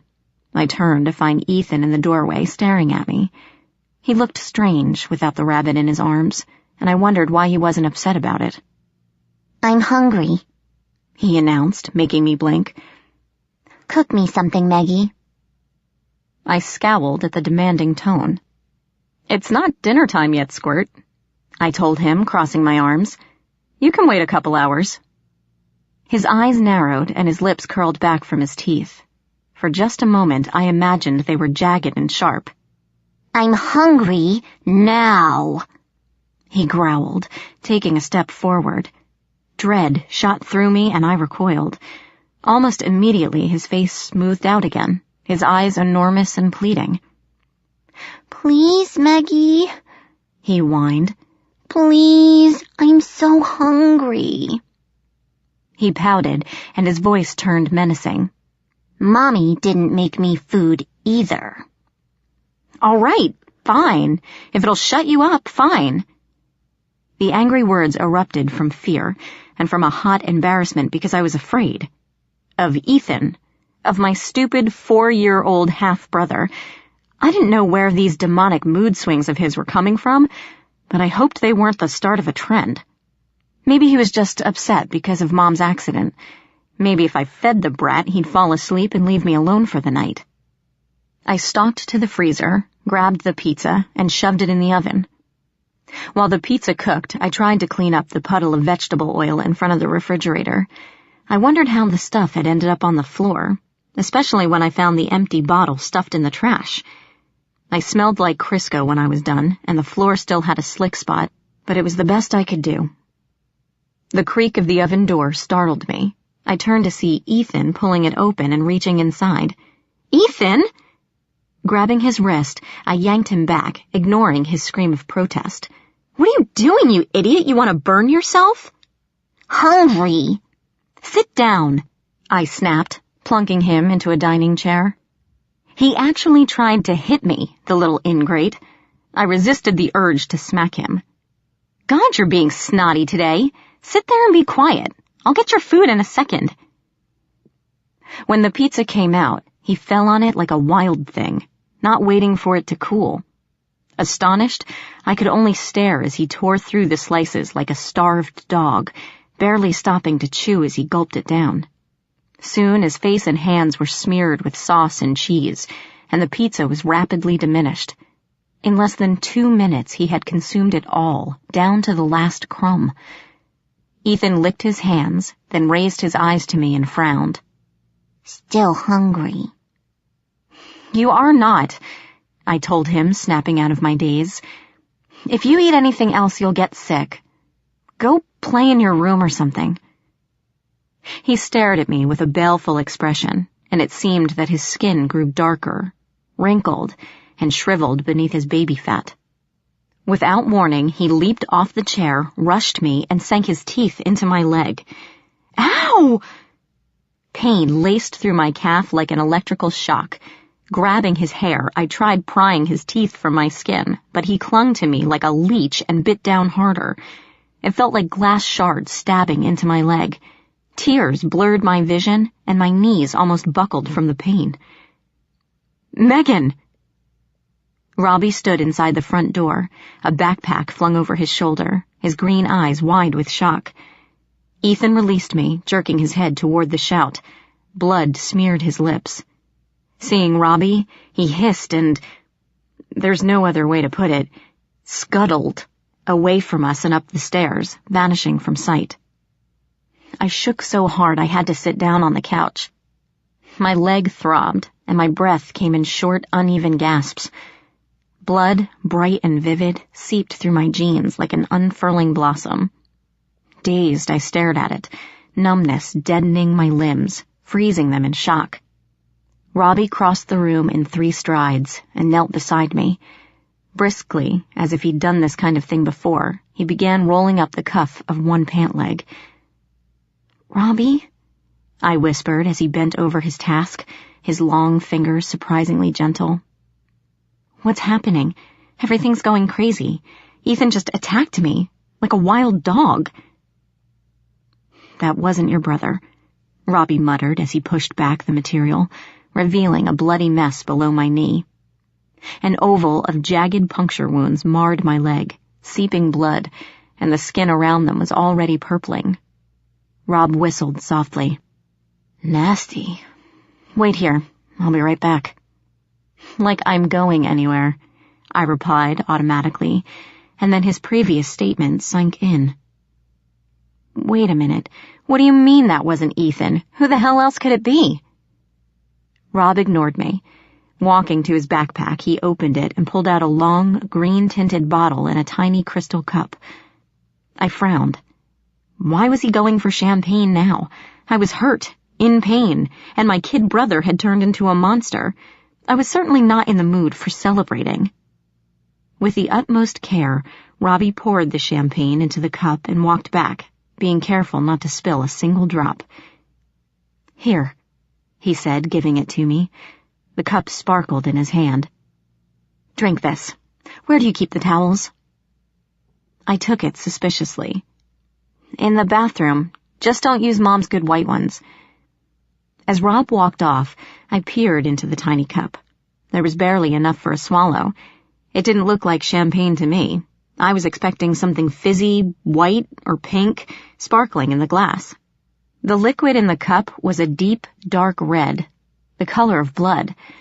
A fine mist writhed and danced on the surface. "What is this?"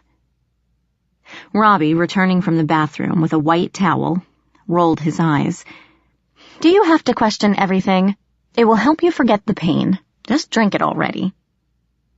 I sniffed experimentally, expecting hints of roses or berries or some type of sweet scent mixed in with the alcohol. It smelled of nothing. Nothing at all. Oh well, I raised the glass in a silent toast. "Happy birthday to me." The wine filled my mouth, flooding my senses. It tasted of nothing and everything. It tasted of twilight and mist, moonlight and frost, emptiness and longing. The room swayed, and I fell back against the couch. It was so strong. Reality blurred at the edges, wrapping me in a fuzzy haze. I felt sick and sleepy all at once. By the time my senses cleared, Robbie was tying a bandage around my leg. I didn't remember him cleaning or dressing the wound. I felt numb and dazed, like a blanket had dropped over my thoughts, making it hard to concentrate. "There," Robbie said, straightening up. "That's done. At least your leg won't fall off." His eyes swept up to mine, anxious and assessing. "How are you feeling, Princess?" I said intelligently and tried to sweep the cobwebs from my brain. There was something I wasn't remembering, something important. Why was Robbie binding my leg? Had I hurt myself somehow? I bolted upright. "Ethan bit me!" I exclaimed, indignant and furious all over again. I turned on Robbie. "And you said that wasn't Ethan at all. What were you talking about? What's going on?" "Relax, Princess." Robbie tossed the bloody towel onto the floor and plopped onto a footstool. He sighed. "I was hoping it wouldn't come to this. My fault, I suppose. I shouldn't have left you alone today." What are you talking about? You weren't supposed to see this. Any of this. Robbie went on, to my utter confusion. He seemed to be talking more to himself than me. Your sight has always been strong. That was a given. Still, I didn't expect them to go after your family, too. This changes things. Rob, if you don't tell me what's going on... Robbie looked at me. His eyes gleamed, impish and feral. Tell you? Are you sure? His voice went soft and dangerous, and goosebumps crawled up my arms. Once you start seeing things, you won't be able to stop. People have gone mad with too much knowledge. He sighed, and the menace dropped from his eyes. I don't want that to happen to you, Princess. It doesn't have to be this way, you know. I can make you forget all of this. Forget? He nodded and held up the wine bottle. This is mist wine. You just had a swallow. A cup will make everything go back to normal. He balanced the bottle on 2 fingers, watching it sway back and forth. 1 cup and you'll be normal again. Your brother's behavior will not seem strange, and you won't remember anything weird or scary. You know what they say. Ignorance is bliss, right? Despite my uneasiness, I felt a slow flame of anger burning my chest. So, you want me to drink that stuff and just forget about Ethan? Just forget about my only brother. That's what you're saying. He raised an eyebrow. Well, when you put it like that. The burning grew hot and furious, searing away the fear. I clenched my fists. Of course I won't forget about Ethan. He's my brother. Are you really that inhuman, or just stupid? To my surprise, a grin spread over his face. He dropped the bottle, caught it, and put it on the floor. The first, he said, very softly. That threw me. What? Inhuman. He was still grinning at me, the smile stretching his whole mouth so that his teeth gleamed in the fading light. I warned you, Princess. I'm not like you. And now, neither is your brother. Despite the fear prickling my stomach, I leaned forward. Ethan? What do you mean? What's wrong with him? That wasn't Ethan. Robbie leaned back, crossing his arms. The thing that attacked you today is a changeling. Chapter 4. Puck. I stared at Robbie, wondering if this was another one of his stupid pranks. He sat there, observing me calmly, watching my reaction. Though he still wore a half grin, his eyes were hard and serious. He wasn't joking around. Changeling? I finally stammered, looking at him like he was insane. Is that some kind of fairy? Robbie finished for me.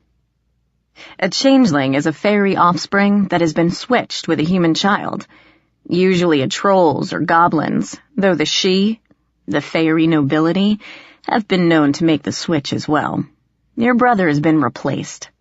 That thing is not Ethan, any more than I am. You're crazy, I whispered. If I wasn't sitting, I'd be backing away from him toward the door. You've gone off the deep end. Time to cut back on the anime, Rob. There's no such thing as fairies. Robbie sighed. Really?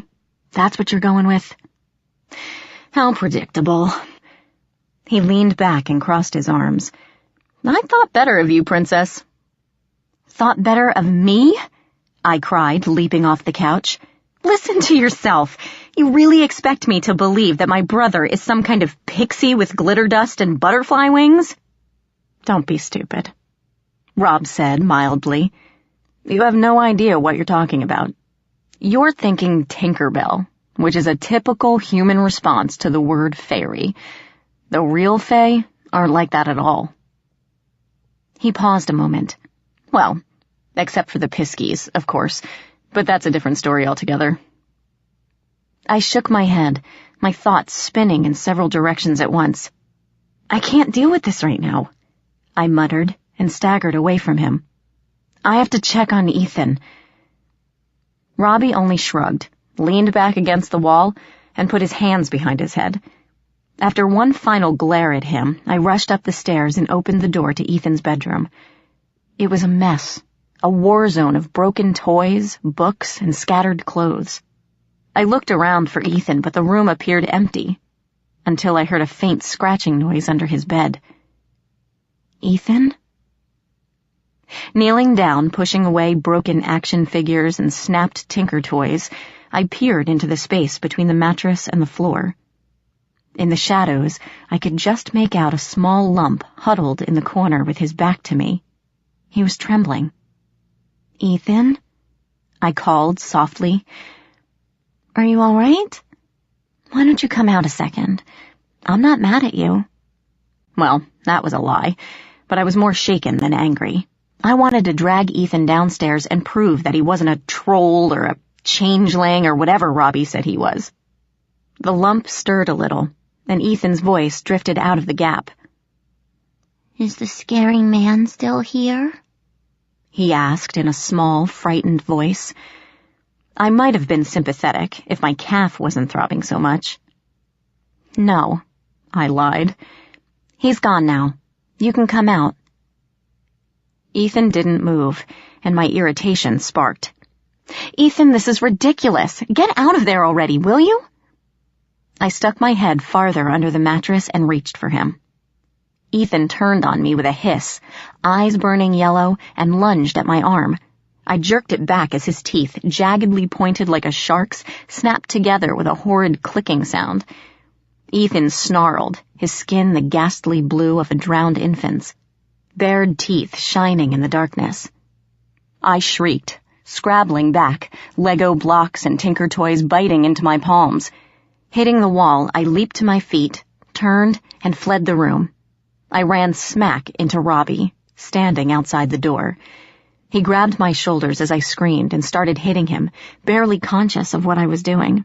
He bore the attack wordlessly, simply holding me in place, until I collapsed against him and buried my head in his chest. And he held me as I sobbed out my fear and anger.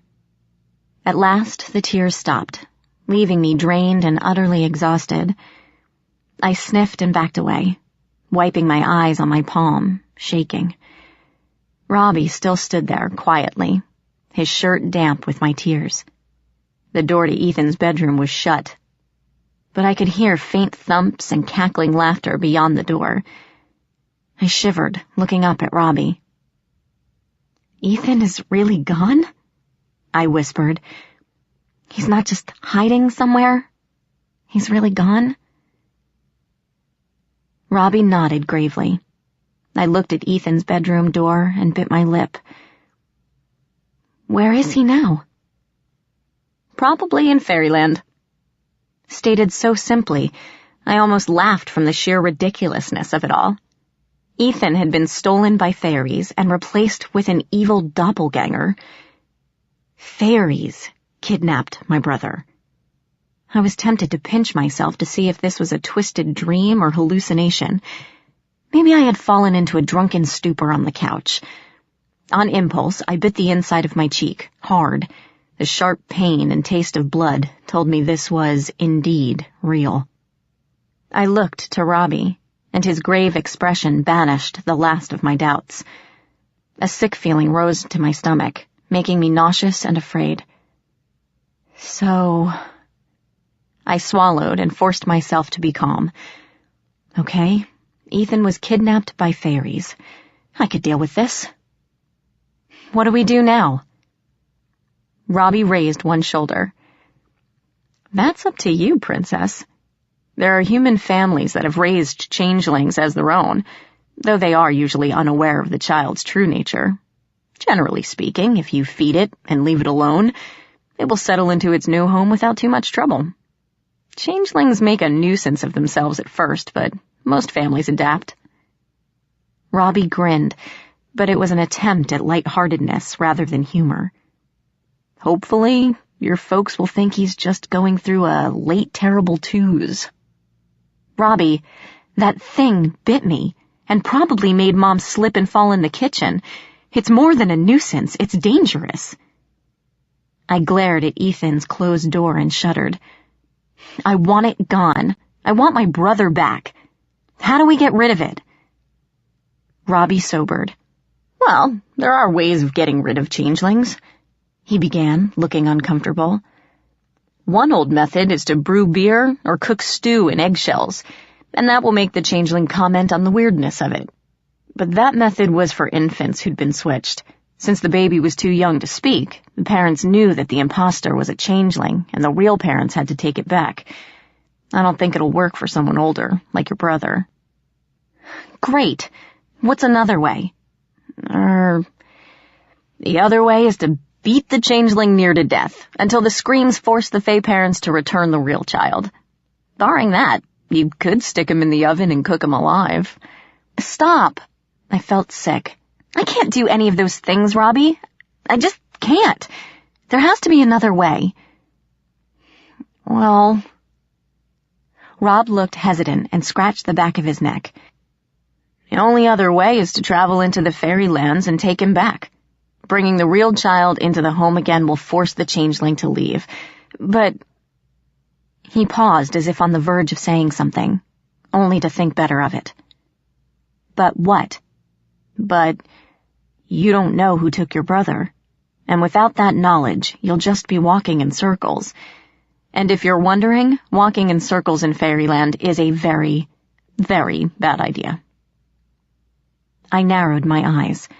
I don't know who took him, I agreed, staring hard at Robbie. But you do. Robbie shuffled nervously. I have a guess. Who? It's just a guess, mind you. I could be wrong. Don't go jumping to conclusions. Robbie... He sighed.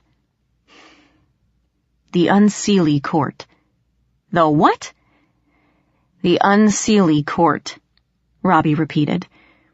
The Court of Mab, Queen of Air and Darkness, sworn enemies of King Oberon and Queen Titania. Very powerful. Very nasty.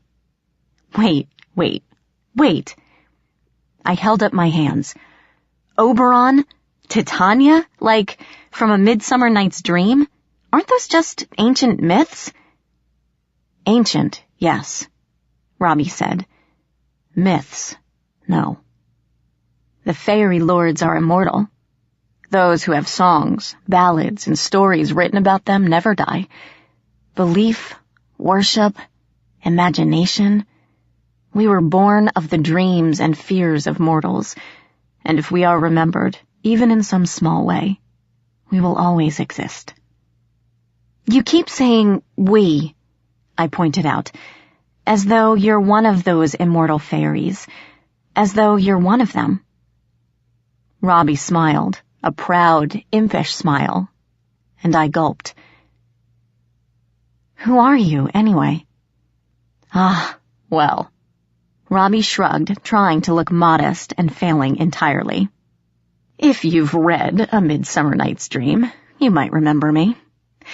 There was this unfortunate incident, completely unplanned, where I gave someone a donkey's head and made Titania fall in love with him. I ran through the play in my mind. I'd read it in the 7th grade, but had forgotten most of the plot. There were so many characters, so many names to sift through, people falling in and out of love so often it was ridiculous. I remembered a few human names, Hermia, Helena, Demetrius. On the fairy side, there was Oberon and Titania and... Shit, I whispered, falling back against the wall. I stared at Robbie with new eyes. Robbie Goodfell. Robin. You're Robin Goodfellow. Robbie grinned. Call me Puck. Puck. The Puck was standing in my hallway. No way, I whispered, shaking my head. This was Robbie, my closest friend. I would have known if he was an ancient fairy. Wouldn't I? Frighteningly, the more I thought about it, the more likely it seemed. I'd never seen Robbie's house or his parents. The teachers all loved him, though he never did a lick of schoolwork and slept through most of the classes. And strange things happened when he was around. Mice and frogs ended up in desks, or names were switched around on term papers. Though Robbie Goodfell thought these scenarios absolutely hilarious, no one ever suspected him. No, I muttered again, backing away toward my room. That's impossible. Puck is a legend, a myth. I don't believe it. Robbie gave me that eerie smile. Then, Princess, by all means, let me assure you. His arms rose from his sides as if he might levitate into the air. From downstairs, I heard the front door creak open, and I hoped Mom and Luke weren't home yet. Yeah, Mom, Ethan's turned into a monster, and my best friend thinks he's a fairy. How was your day? An enormous black bird swooped into the hallway. I yelped and ducked as the raven or crow or whatever it was made a beeline straight for Robbie and perched on his arm. They watched me, the pair of them, with glittering eyes, and Robbie smiled. A rush of wind, and suddenly the air was filled with screaming black birds, swooping in from the open door. I gasped and ducked as the cloud of ravens filled the hallway, their raucous cries nearly deafening me. They swirled around Robbie, a tornado of beating wings and sharp claws, tearing at him with talons and beaks. Feathers flew everywhere, and Robbie disappeared within the swirling mass. Then, as one, the birds scattered, flying out the open door as swiftly as they had come. As the last bird swooped outside, the door slammed behind it, and silence descended once more. I caught my breath and glanced at Rob. Robbie was gone. Only a swirl of black feathers and dust motes remained in the place where he'd stood. It was too much. I felt my sanity unravel like frayed cloth. With a choked scream, I turned and fled into my room, slamming the door behind me. Flinging myself under my bed covers, I put the pillow over my head and shook, hoping that when I woke up, things would be normal. My door opened, and the sound of wings fluttered into my room. I didn't want to look, and I pulled the covers tighter around me, willing the nightmare to end. I heard a sigh, and footsteps padded over the floor. Well, I tried to warn you, Princess. I peeked out. Robbie stood there, looking down at me, a pained smile on his face.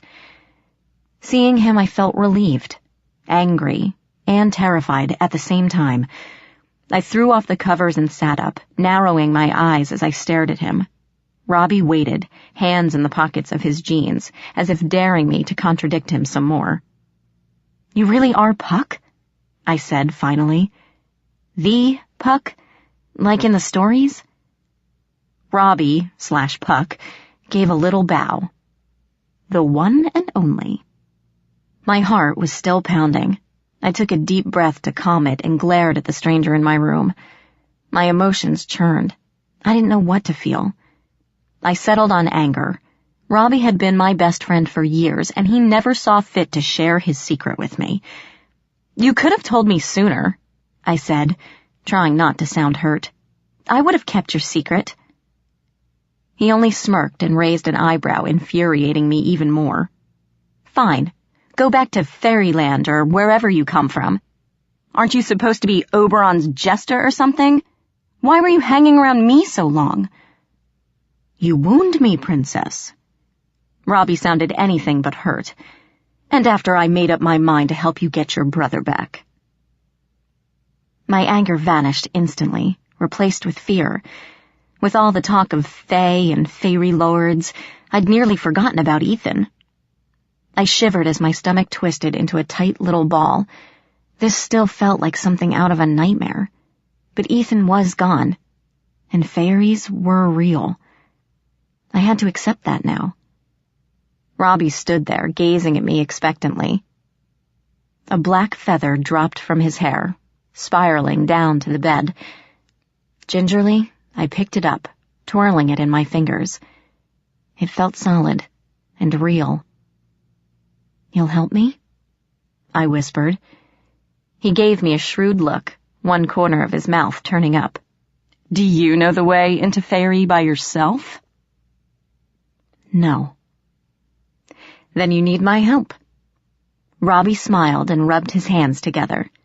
"Besides, it's been a while since I've gone home, and nothing ever happens here. Storming the Unseelie Court sounds like fun." I didn't share his enthusiasm. "When do we leave?" I asked. "Now," Robbie replied. "The sooner the better. Do you have anything you want to take, Princess? You might not be back for a while." I nodded, trying to stay calm. "Just give me a minute." Robbie nodded and walked into the hallway. I snatched my bright orange backpack and tossed it on the bed, wondering what to take. What did one need for an overnight trip to Fairyland? I grabbed jeans and an extra shirt, a flashlight, and a bottle of aspirin, stuffing them into the pack. Walking down to the kitchen, I tossed in a Coke and a couple of bags of chips, hoping Robbie would know where to find food on the journey. Finally, not even knowing why, I grabbed my iPod, zipping it into the side pocket. Mom was supposed to take me to the DMV today. I hesitated, biting my lip. What would Mom and Luke think when they found me gone? I'd always followed the rules, never sneaking out, except that one time with Robbie, never staying up past curfew. I wondered what Rob meant when he'd said we'd be gone a while. Luke might not even notice I'd left, but Mom would worry. Grabbing an old homework sheet, I started to write her a quick note, but stopped, my pen hovering over the paper. What are you going to tell her? "Dear Mom, Ethan's been kidnapped by fairies. Gone to get him back. Oh, and don't trust the Ethan that's here. He's really a fairy changeling." It sounded insane even to me. I hesitated, thinking, then scrawled a quick, "Mom, there's something I have to take care of. I'll be back soon, I promise. Don't worry about me. Megan." I stuck the note on the refrigerator door, trying not to think that I might never see home again. Shouldering the pack, feeling my insides squirm like a nest of snakes, I climbed the stairs. Robbie waited on the landing, arms crossed over his chest, wearing a lazy grin. "Ready?" Apprehension tickled my stomach. "Will it be very dangerous?" "Oh, extremely," Robbie said, walking up to Ethan's bedroom door. "That's what makes it fun. You can die in so many interesting ways. Skewered on a glass sword, dragged underwater and eaten by a kelpie, turned into a spider or a rosebush for all time." He looked back at me. "Well, are you coming or not?" I noticed my hands were shaking and held them to my chest. "Why are you saying these things?" I whispered. "Are you trying to scare me?" "Yes," Robbie replied, unabashed.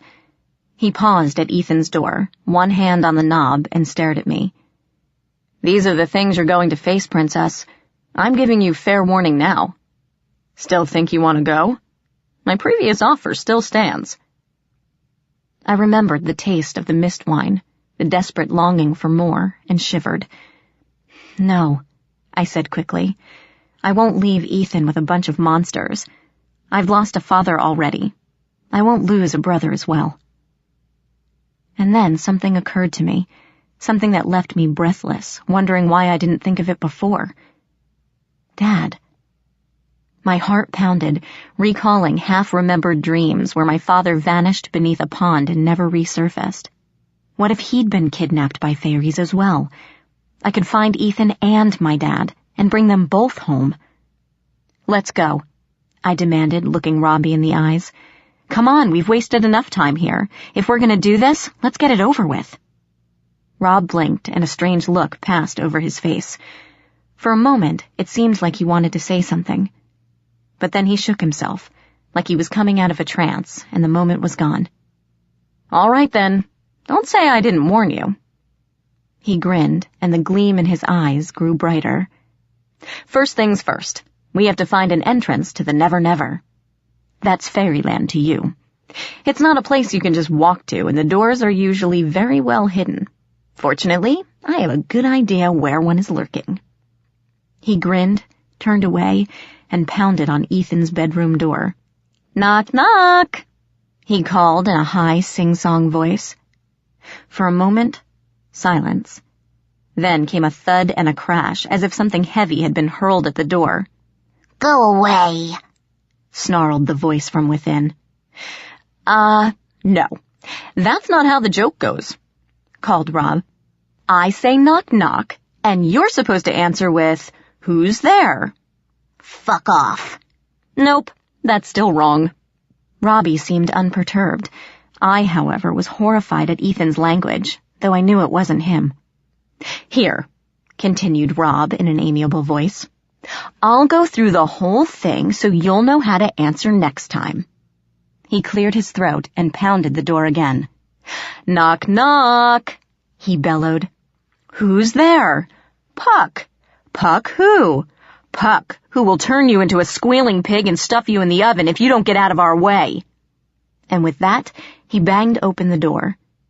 The thing that looked like Ethan stood on the bed, a book in each hand. With a hiss, he hurled them at the doorway. Robbie dodged, but one paperback hit me in the stomach, and I grunted. "Please," I heard Rob mutter, and a ripple went through the air. Suddenly, all the books in the room flapped their covers, rose off the floor and shelves, and began dive-bombing Ethan like a flock of enraged seagulls. I could only stare, feeling my life get more surreal by the second. The fake Ethan hissed and snarled, swatting at the books as they buzzed around him, until one hit him smack in the face and tumbled him off the mattress. Spitting in fury, he darted under the bed. I heard claws scrabbling against the wood as his feet vanished into the crawlspace. Curses and growls drifted out from the darkness. Robbie shook his head. "Amateurs." He sighed as the books swooping around the room froze mid-flight and rained to the floor with echoing thuds. "Let's go, Princess." I shook myself and picked my way over fallen books, joining Robbie in the middle of the room. "So," I ventured, trying to sound casual, as if flying books and fairies were something I encountered every day, "where's the entrance to fairyland? Will you have to make a magic ring or cast a spell or something?" Rob snickered. "Not exactly, Princess. You're making it too complicated. Doorways to the Never-Never tend to appear in places where there is a lot of belief, creativity, or imagination. Often you can find one in a child's bedroom closet or under his bed." "Floppy's afraid of the man in the closet." I shivered, mentally apologizing to my half-brother. When I found him again, I'd be sure to tell him I believed in the monsters, too. "The closet, then," I murmured, stepping over books and toys to reach it. My hand shook a bit as I grabbed the doorknob. No turning back now, I told myself, and pulled it open. A tall, emaciated figure with a narrow face and sunken eyes stared at me as the door swung open. A black suit clung to its rail-thin body, and a bowler hat perched atop its pointed head. It blinked wide, staring at me, and bloodless lips pulled back in a grimace, revealing thin, pointed teeth. I leaped back with a shriek. "My closet," hissed the figure. A spider-like hand darted out and grabbed the doorknob. "My closet, mine." And it slammed the door with a bang. Robbie gave an exasperated sigh as I skittered behind him, my heart careening around my ribcage like a bat. "Bogies," he muttered, shaking his head. He strode to the door, tapped on it 3 times, and flung it open. This time, the space stood empty, except for hanging shirts, stacked boxes, and normal closet things. Robbie shoved aside the clothes, maneuvered around the boxes, and put a hand to the back wall, tracing his fingers along the wood. Curious, I edged closer. "Where are you?" he muttered, feeling along the wall. I crept to the doorway and peered over his shoulder. "I know you're here. Where is—" "Aha!" Crouching down, he took a breath and blew against the wall. Instantly, a cloud of dust rose, billowing around him and sparkling like orange glitter. When he straightened, I saw a gold handle on the back wall and the faint outline of a door. pale light shining through the bottom crack. "Come on, Princess." Rob turned and beckoned me forward. His eyes glowed green in the darkness. "This is our ride. Your one-way ticket to the Never Never." I hesitated, waiting for my pulse to slow to something resembling normal. It didn't. "This is insane," a small, scared part of me whispered. Who knew what waited through that doorway? What horrors lurked in the shadows? I might never come home again. This was my last chance to turn back. "No," I told myself. "I can't turn back. Ethan is out there, somewhere. Ethan is counting on me." I took a deep breath and one step forward. A wrinkled hand shot from beneath the bed, latching onto my ankle. It yanked savagely, and I nearly fell as a snarl echoed from the dark space beneath. With a shriek, I kicked free the flailing claw, charged blindly into the closet, and slammed the door behind me. Chapter 5. The Never Never. In the musty darkness of Ethan's closet, I pressed a hand to my chest and waited once more for my heartbeat to return to normal. Blackness surrounded me, except for the thin rectangle of light outlined against the far wall. I couldn't see Robbie, but I felt his presence close by, heard his quiet breathing in my ear. "Ready?" he whispered, his breath warm on my skin. And before I could answer, he pushed the door back with a creak, revealing the Never Never. Pale silver light flooded the room. The clearing beyond the doorframe was surrounded by enormous trees, so thick and tangled I couldn't see the sky through the branches. A curling mist crept along the ground, and the woods were dark and still, as if the forest was trapped in perpetual twilight. Here and there, brilliant splashes of color stood out among the gray. A patch of flowers, their petals a shocking electric blue, waved gently in the mist. A creeper vine snaked around the trunk of a dying oak, long red thorns a stark contrast to the tree it was killing. A warm breeze blew into the closet, carrying with it a shocking assortment of smells that should not be together in one place. Crushed leaves and cinnamon, smoke and apples, fresh earth, lavender, and the faint, cloying scent of rot and decay. For a moment, I caught a tang of something metallic and coppery wrapped around the smell of rot, but it was gone in the next breath.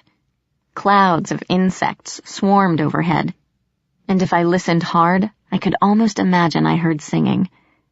The forest was still at first, but then I caught movement deep in the shadows and heard leaves rustle all around us. Invisible eyes seemed to watch me from every angle, boring into my skin. Robbie, his hair a bright flame atop his head, stepped through the doorway, gazed around, and laughed. "Home," he sighed, flinging his arms wide as if to embrace it all. "I'm finally home."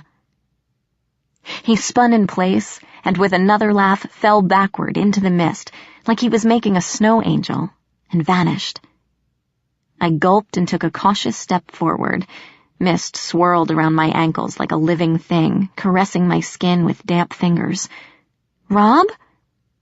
The silence mocked me. Out of the corner of my eye, something big and white darted into the trees like quicksilver. "Rob?" I called again, edging to the place he had fallen. "Where are you? Robbie?" "Boo." Rob appeared behind me, rising out of the mist like a vampire from its coffin. To say I screamed was a bit of an understatement. "A little jumpy today, aren't we?" Robbie laughed and darted out of reach before I could kill him. "Time to switch to decaf, Princess. If you're going to shriek at every bogey that jumps out and says boo, you'll be exhausted before we reach the edge of the woods." He had changed. Hunter green pants and a thick brown hoodie replaced his jeans and ratty t-shirt. I couldn't see his feet very well in the mist, but it looked like he'd traded his sneakers for soft leather boots. His face was leaner, harsher, with sharp angles and pointed features. Combined with his bright auburn hair and green eyes, He reminded me of a grinning fox. But the most noticeable difference was his ears. Slender and pointed, they jutted out from the sides of his head, like an elf's. And in that moment, all traces of Robbie Goodfell disappeared. The boy I'd known for most of my life was gone, like he never existed, and only Puck remained. "What's the matter, Princess?" Puck yawned, stretching his long limbs. Was it my imagination, or had he gotten taller too? "You look like you lost your best friend." I ignored the question, not wanting to dwell on it. "How did you do that?" I asked, to steer the conversation elsewhere. "Your clothes, I mean. They're different. And the way you made the books fly around the room. Was it magic?" Puck grinned. "Glamour," he said, as if that meant anything to me at all. I frowned at him, and he sighed. "I didn't have time to change before we came here, and my Lord King Oberon frowns on wearing mortal clothes to court, so I used glamour to make myself presentable, just like I used glamour to make myself look human." Wait a minute. I thought back to the dream conversation between Robbie and the nurse. Are there others like you fairy types walking around back home, right under everyone's noses? Puck gave me a very eerie smile. "We're everywhere, Princess," he said firmly. "Under your bed, in your attic, walking past you on the street." His smile grew wider, more wolfish. "Glamour is fueled by the dreams and imagination of mortals. Writers, artists, little boys pretending to be knights. The Fae are drawn to them like moths to a flame. Why do you think so many children have imaginary friends? Even your brother had one. Floppy, I think he called it, though that wasn't its true name. A pity the changeling managed to kill it." My stomach felt tight. "And no one can see you?" "We're invisible, or we use glamour to hide our true nature." Puck leaned against a tree, lacing his hands behind his head in a very Robbie-like fashion. "Don't look so shocked, Princess. Mortals have perfected the art of not seeing what they don't expect to be there. Though, there are a few rare humans who can see through the mist and the glamour. Usually they are very special individuals. Innocent, naive dreamers. And the Fae are even more attracted to them." "Like Ethan," I murmured. Puck gave me a strange look, one corner of his mouth quirked up. "Like you, Princess." He seemed about to say something else, but then a branch snapped somewhere in the tangled darkness. He straightened quickly. "Whoops, time to go. It's dangerous to linger in any one place. We'll attract unwanted attention." "What?" I exclaimed as he strode across the clearing, moving as gracefully as a deer. "I thought you said this was home." "The Never Never is home to all Fae," Puck said without looking back. "It's divided into territories, or more technically, courts. The Seelie Court is Oberon's domain, while Mab rules the unseelie territories. While in the courts, it is usually forbidden to torment, maim, or kill another Fae without permission from its rulers. However," he continued, looking back at me, "right now, we are in neutral territory, home of the wild Fae. Here, as you humans put it, all bets are off. The things coming at us now could be a herd of satyrs who will make you dance until you're exhausted, then rape you one by one. Or it could be a pack of hedge wolves that will tear us both apart. Either way, I don't think you want to hang around." I was afraid again. It seemed I was always afraid. I didn't want to be here in this eerie forest with this person I only thought I knew. I wanted to go home. Only home had become a frightening place as well, almost as much as the Never Never. I felt lost and betrayed, out of place in a world that wished me harm. "Ethan," I reminded myself. "You're doing this for Ethan. Once you get him, you can go home and everything will go back to normal." The rustling grew louder, and twigs snapped as whatever was out there drew closer. "Princess?" Puck snapped, right next to me. I jumped and bit down a shriek as he grabbed my wrist. "The aforementioned nasties have picked up our scent and are coming for us." Though his voice was casual, I could see the strain in his eyes. If you don't want your first day in the Never Never to be your last, I suggest we move. I looked back and saw the door we came through standing upright in the middle of the clearing. Will we be able to get back home this way? I asked as Puck pulled me along. Nope. When I stared at him in horror, he shrugged. Well, you can't expect the doors to stand around in one place, Princess. Don't worry, though. You have me, remember? When the time comes, we'll find the way home. We ran for the far side of the clearing, straight for a tangle of bushes with hooked yellow thorns as long as my thumb. I held back, sure we'd be sliced to ribbons, but as we neared, the branches shivered and peeled away from us, revealing a narrow path cutting through the trees. As we stepped through, the bushes knitted together again, hiding the trail and protecting our retreat. We walked for hours, or at least it felt that way to me. Puck kept up a steady pace, neither hurrying nor slowing down, and in time the sounds of pursuit faded away. Sometimes the trail split, wending off in different directions, but Puck always chose a path without hesitation. Many times I'd catch movement from the corner of my eye, a flash of color in the brush, a figure silhouetted between the trees, but when I turned, there'd be nothing. Sometimes I almost swore I heard singing or music, but, of course, it would fade when I tried to focus on it. The sickly luminescence of the forest never dimmed or brightened, and when I asked Puck what time night would fall, he cocked an eyebrow at me and said night would come when it was ready. Annoyed, I checked my watch, wondering how long we'd been traveling. I received an unpleasant shock. The slender hands were frozen in place. Either the watch's battery was dead, or something else was interfering. Or maybe time doesn't exist in this place. I don't know why I found that immensely disturbing, but I did. My feet were aching, my stomach hurt, and my legs were burning with exhaustion when the eternal twilight finally began to dim. Puck stopped, gazing up at the sky where an enormous moon glimmered over the treetops, so close you could see pits and craters marring the surface. I suppose we should rest for the night. Puck sounded reluctant. He gave me a sideways grin as I collapsed on a moldy log. We wouldn't want you stumbling onto a dancing mound or following a white bunny down a dark hole. Come on, I know a place not far from here where we can sleep undisturbed. He took my hand and pulled me to my feet. My limbs screamed in protest, and I almost sat down again. I was tired, cranky, and the last thing I wanted was more hiking. Gazing around, I saw a lovely little pond through a strand of trees. The water shimmered in the moonlight. And I paused, gazing out over the mirrored surface. Why not stop there? I asked. Puck took one look at the pond, grimaced, and pulled me onward. No, he said quickly. Too many nasties lurking underwater.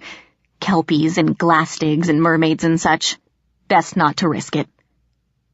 I looked back and saw a dark shape breach the perfect surface of the pond, sending ripples across the still water.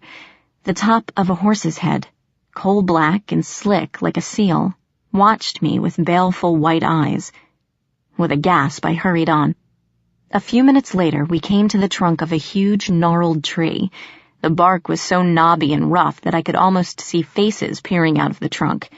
It reminded me of wrinkled old men, stacked atop each other and waving their crooked arms indignantly. Puck knelt among the roots and knocked on the wood. I peered over his shoulder and, with a start, saw a tiny door, barely a foot tall, near the base of the tree. As I watched, wide-eyed, the door creaked open and a head peered out suspiciously. Who's there? A rough, squeaky voice asked as I stared in wonder. The little man's skin was the color of walnuts. His hair looked like a bundle of twigs sticking out of his scalp. He wore a brown tunic and brown leggings and looked like a stick come to life, except for the eyes peering out of his face, black and shiny like a beetle's. "Good evening, Twigs," Puck greeted politely. The little man blinked, squinting up at the figure towering over him. "Robin Goodfellow," he squeaked at last. "Haven't seen you round these parts in a while. What brings you to my humble tree?" Escort service, Puck replied, shifting to the side so that Twigs could get a clear view of me. Those beady eyes fixed on me, blinking in confusion. Then, suddenly, they got huge and round as Twigs looked back at Puck. Is that? It is. Does she? No. Oh my. Twigs opened the door wide, beckoning with a stick-like arm. Come in, quickly now, before the dryads catch sight of you, the irritating gossips. He vanished inside, and Puck turned to me. I'll never be able to fit in there, I told him before he could say a word. There's no way I'm going to squeeze through unless you've got a magic toadstool that'll shrink me to the size of a wasp, and I'm not eating anything like that. I've seen Alice in Wonderland, you know. Puck grinned and took my hand. Close your eyes, he told me, and just walk. I did, half expecting to walk nose first into the tree, courtesy of a great Robbie prank.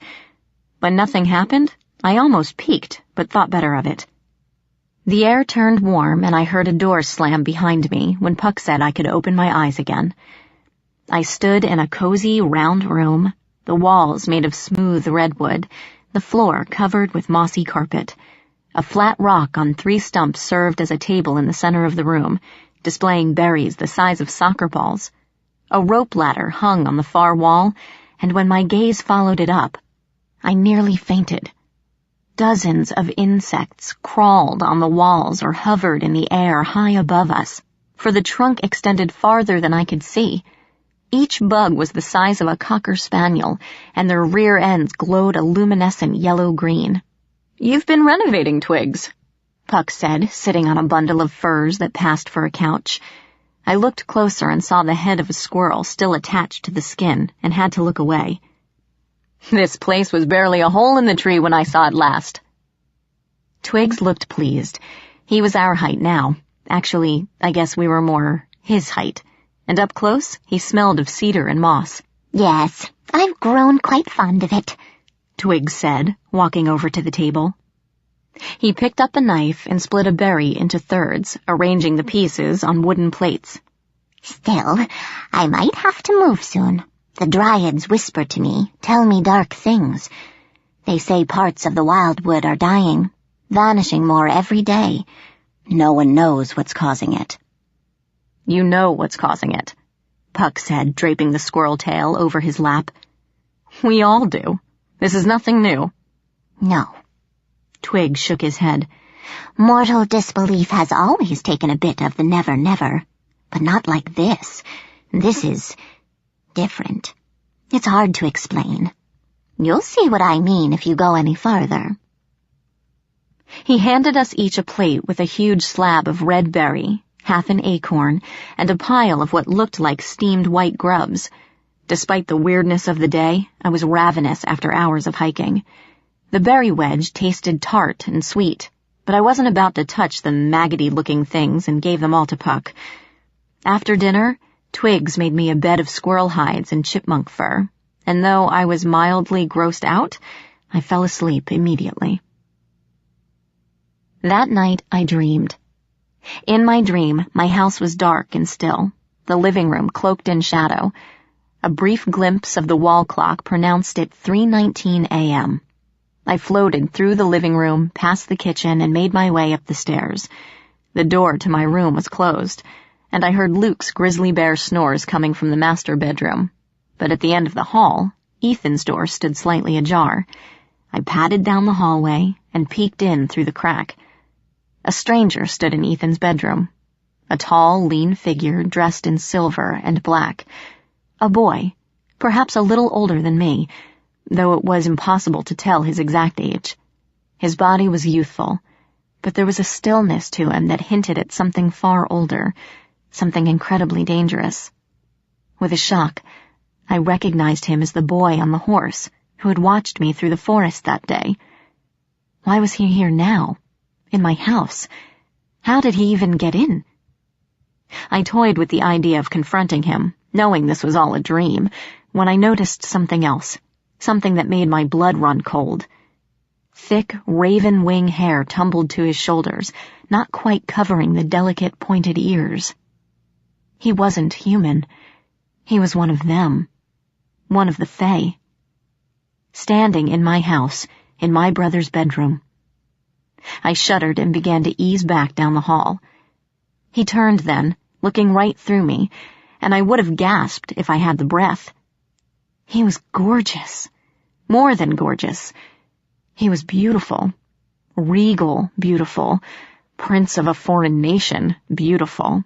If he walked into my classroom during finals, students and teachers alike would be throwing themselves at his feet. Still, it was a cold, hard beauty, like that of a marble statue, inhuman and otherworldly. His slanted eyes, beneath long, jagged bangs, glimmered like chips of steel. The changeling was nowhere to be seen, but I could hear faint noises coming from beneath the bed, the thud of a rapidly beating heart. The Fae boy didn't seem to notice. He turned and placed one pale hand on the closet door, running his fingers down the faded wood. A ghost of a smile touched his lips. In one smooth motion, he pushed the door open and walked through. The door shut behind him with a soft click, and he was gone. Warily, I edged toward the closet door, keeping a careful eye on the space beneath the bed. I still heard muffled heartbeats, but nothing reached out to grab at me. I crossed the room without incident. As quietly as I could, I grasped the closet doorknob, turned it, and pulled the door open. My closet! Shrieked the bowler hat man, leaping out at me. Mine! I screamed and jerked myself awake. For a moment, I glared wildly around the room, not knowing where I was. My heart pounded, and a cold sweat made my forehead clammy and slick. Scenes from a vivid nightmare danced across my mind. Ethan attacking me, Robbie making books fly around the room, a portal opening to an eerie new world. A loud snore caught my attention, and I turned. Puck was sprawled out on the couch across from me, one arm flung over his eyes, his torso wrapped in a squirrel blanket. My heart sank as the memories came flooding back. This wasn't a nightmare. I hadn't been dreaming this. Ethan was gone. A monster had replaced him. Robbie was a fairy. And I was in the middle of the never-never, searching for my brother, though I had no idea where to look and no real hope of finding him. I lay back, shivering. It was dark in Twig's home. The fireflies, or whatever they were, had stopped blinking and were now clinging to the walls, apparently asleep. The only light came from a flickering orange glow outside the window. Maybe Twigs had the porch light on or something. I bolted upright. That glow was actually candlelight, and above it, a face was peering into the room from outside. I opened my mouth to yell for Puck when those blue eyes turned to me, and a face I knew all too well backed away into the night. Ethan. I scrambled out of bed and sprinted across the floor, not bothering to put on my shoes. Puck snorted and shifted under his mound of furs, but I ignored him. Ethan was out there. If I could get to him, we could go home and forget this mess ever existed. I yanked on the door and stepped out, scanning the woods for my brother. Only later did it occur to me that I was normal size again, and that the door was still only a foot tall. All I could think about was Ethan and getting him home. Getting us both home. Darkness greeted me. But up ahead, I saw a flickering orange glow bouncing along, getting steadily farther away. "Ethan!" I called, my voice echoing into the stillness. "Ethan, wait!" I started to run, my bare feet slapping against leaves and branches, slipping on rocks and mud. My toe hit something sharp, and it should have hurt, but my mind didn't register the pain. I could see him up ahead, a small figure making his way through the trees, holding a candle out before him. I ran as fast as I could, branches scraping my skin and tearing at my hair and clothes, but it seemed he was always the same distance away. Then he stopped and looked back over his shoulder, smiling. The flickering candlelight cast his features in an eerie glow. I put on a burst of speed and was just a few feet away when the ground suddenly dropped away from me. With a shriek, I plummeted like a stone, landing with a splash in icy water that closed over my head, flooding my nose and mouth. Gasping, I floundered to the surface, my face stinging and my limbs already numb. Above me, a giggle rang out, and a glowing ball of light hovered overhead.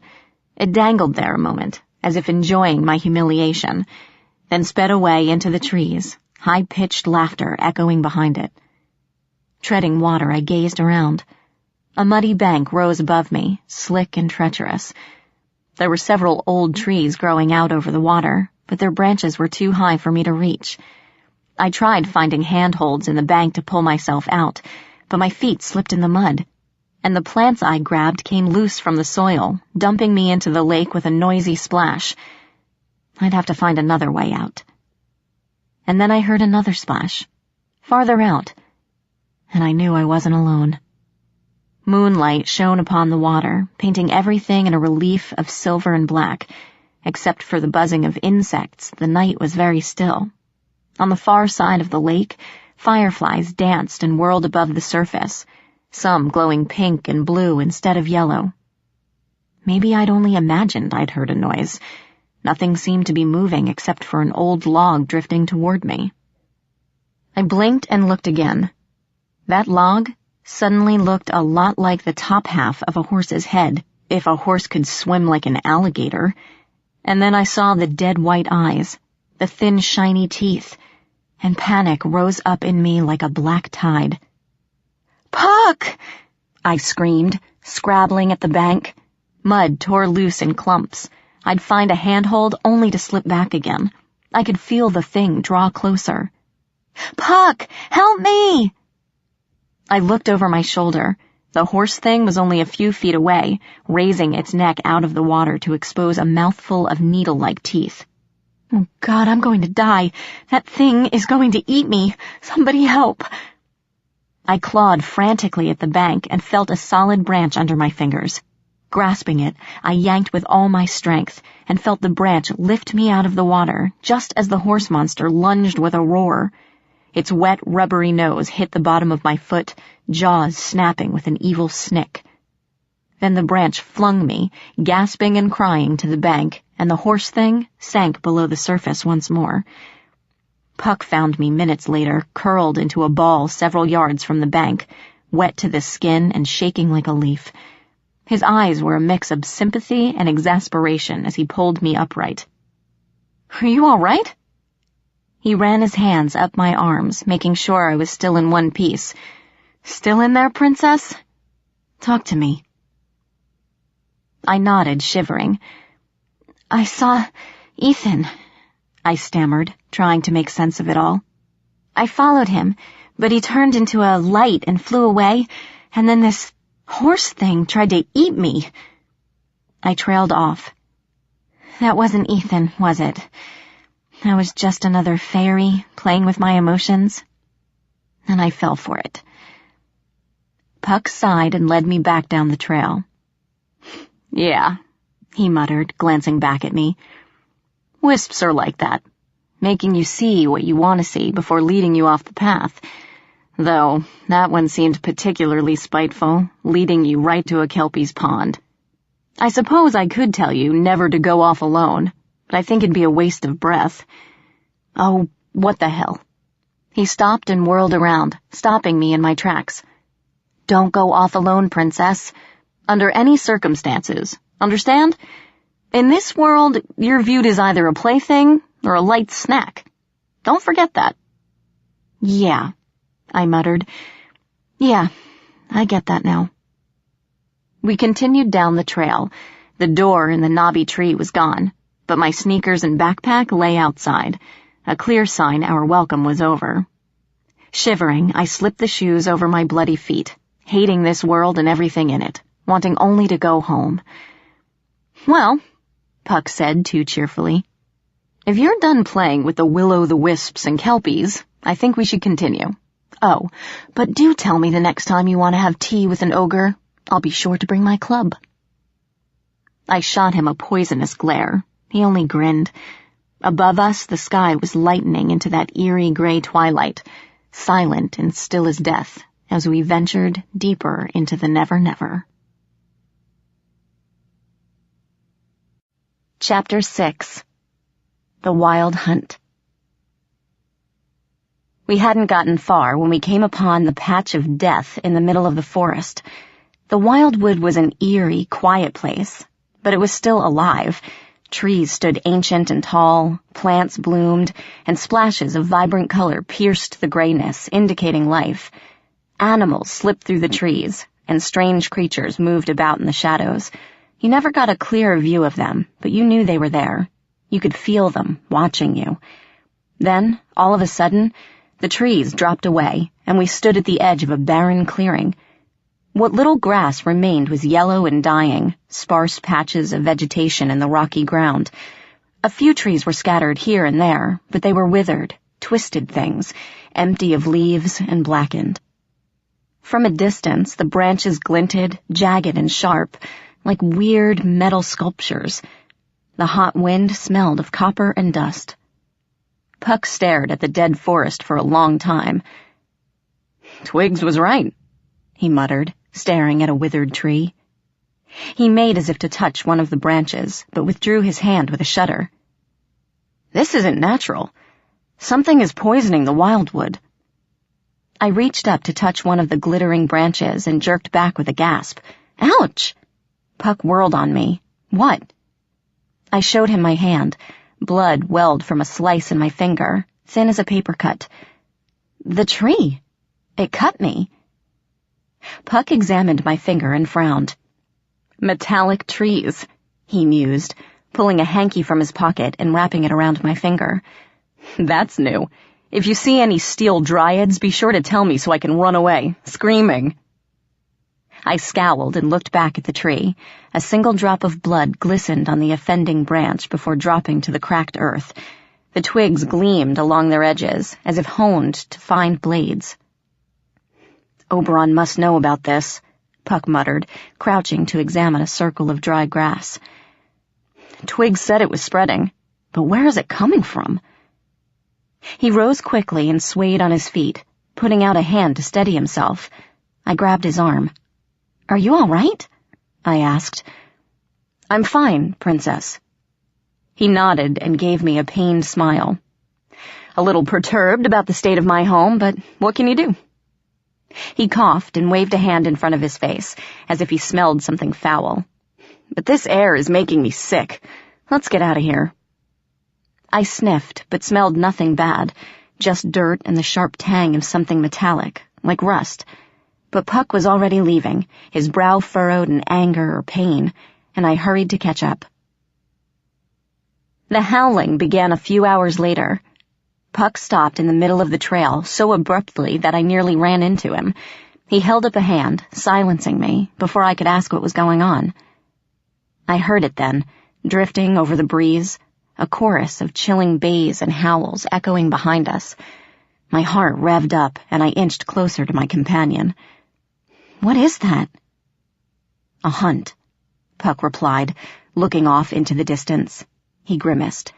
"You know, I was just thinking we needed to be run down like rabbits and torn apart. My day just isn't complete without something trying to kill me."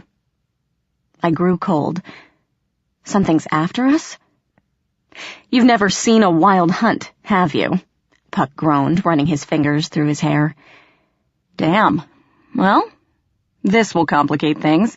I was hoping to give you the grand tour of the Never-Never, Princess, but I guess I'll have to put it on hold." The baying grew closer, deep, throaty howls.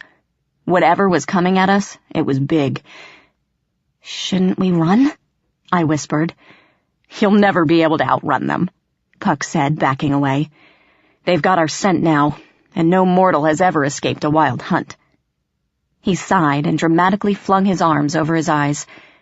"I guess the sacrifice of my dignity is the only thing that will save us now. The things I endure for love, the fates laugh at my torment." "What are you talking about?" Puck smiled his eerie little grin and began to change. His face stretched out, becoming longer and narrower, as his neck began to grow. His arms spasmed, fingers turning black and fusing into hooves. He arched his back, spine expanding as his legs became hindquarters, bunched with muscle.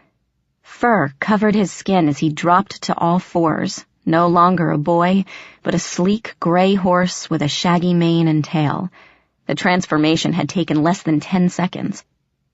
I backed up, remembering my encounter with the thing in the water, but the dappled horse stamped its foreleg and swished its tail impatiently.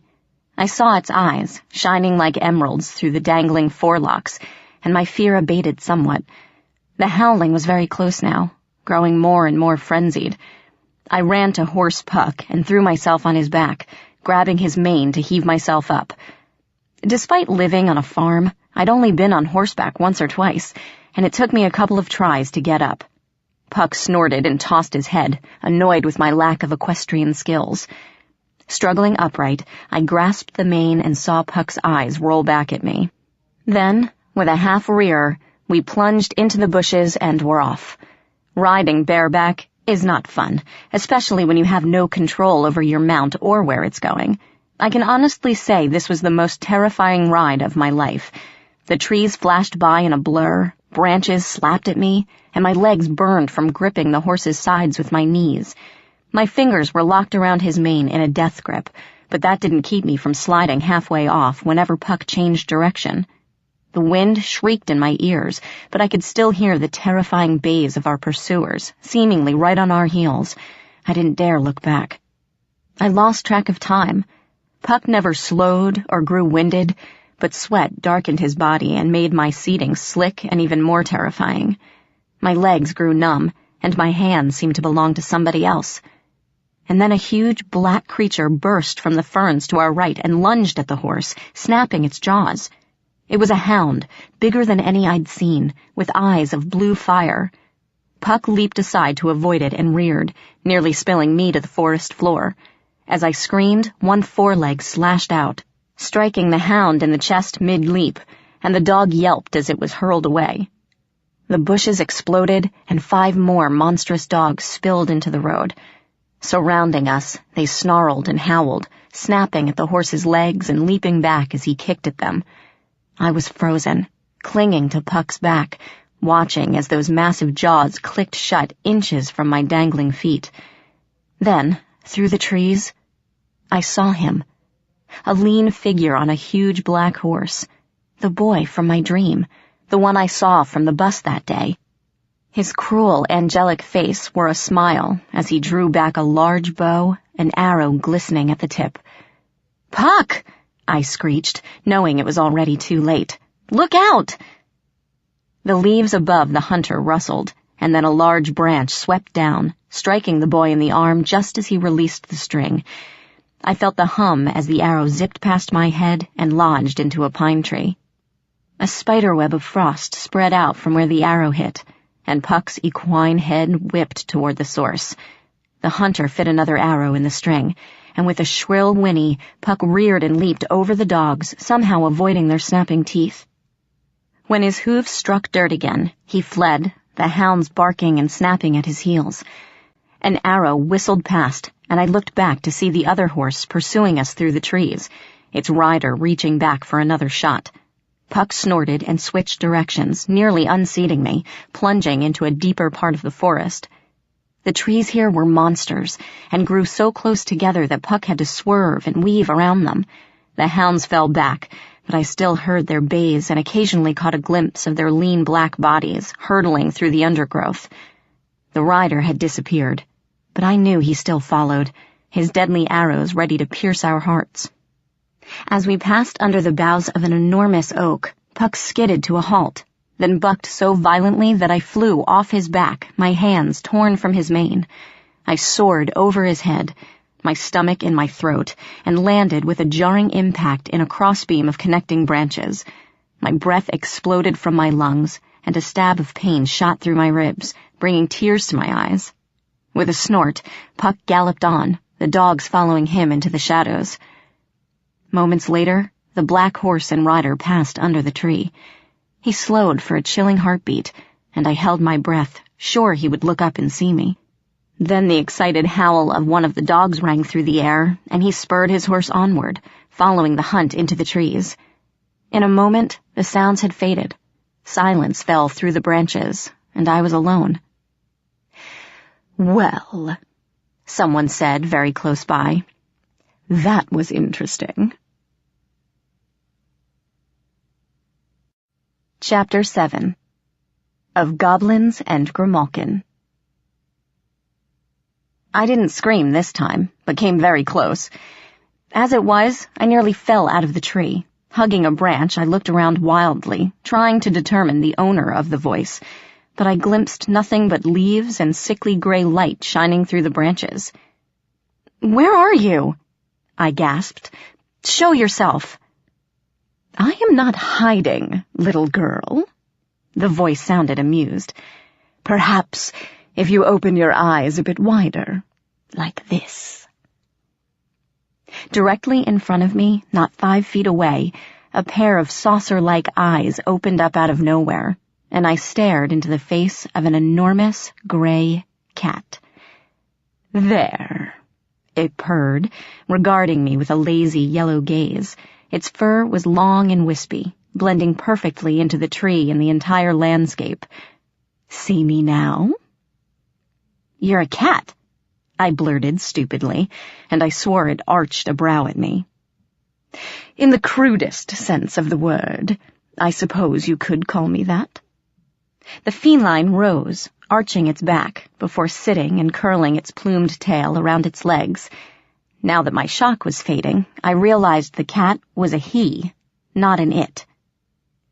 "Others have called me Cat-She, Grimalkin, and Devil's Cat. But, since they all mean the same, I suppose you would be correct." I gaped at him, but the sharp throb of my ribs returned my mind to other things, namely, that Puck had left me alone in this world that viewed me as a snack, and I had no idea how to survive. Shock and anger came first. Puck had really left me to save his own skin? And after that came a fear so real and terrifying it was all I could do not to hug the branch and sob. How could Puck do this to me? I'd never make it out on my own.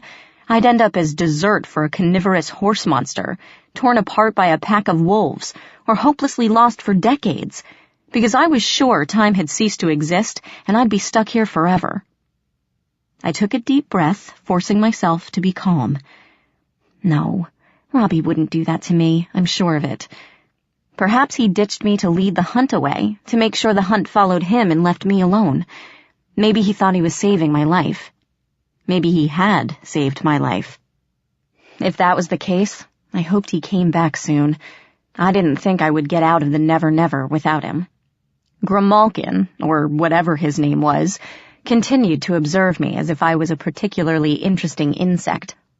I eyed him with new feelings of suspicion. Sure, he looked like an enormous, slightly plump house cat, but horses weren't generally meat-eaters, and normal trees did not have little men living inside. The feline could be sizing me up for its next meal. I gulped and met his eerie, intelligent gaze head-on. "What do you want?" I asked, thankful that my voice only trembled a little bit. The cat didn't blink. "Human," he said. And if a cat could sound patronizing, this one nailed it. "Think about the absurdity of that question. I am resting in my tree, minding my own business, and wondering what I should hunt today, when you come flying in like a banshee and scare off every bird for miles around. Then you have the audacity to ask what I want?" He sniffed and gave me a very cat-like stare of disdain. "I am aware that mortals are rude and barbaric, but still." "I'm sorry," I muttered automatically. "I didn't mean to offend you." Grimalkin twitched his tail and then turned to groom his hindquarters. I continued after a moment of silence. "I was wondering if maybe you could help me." Grimalkin paused mid-lick, then continued without looking up. "And why would I want to do that?" he asked, weaving words and grooming together without missing a beat. He still didn't look at me. I'm trying to find my brother, I replied, stung by Grimalkin's casual refusal. He's been stolen by the Unseelie Court. How terribly interesting. Please, I begged, help me. Give me a hint or just point me in the right direction. Anything. I'll make it up to you, I swear. Grimalkin yawned, showing off long canines and a bright pink tongue, and finally looked at me.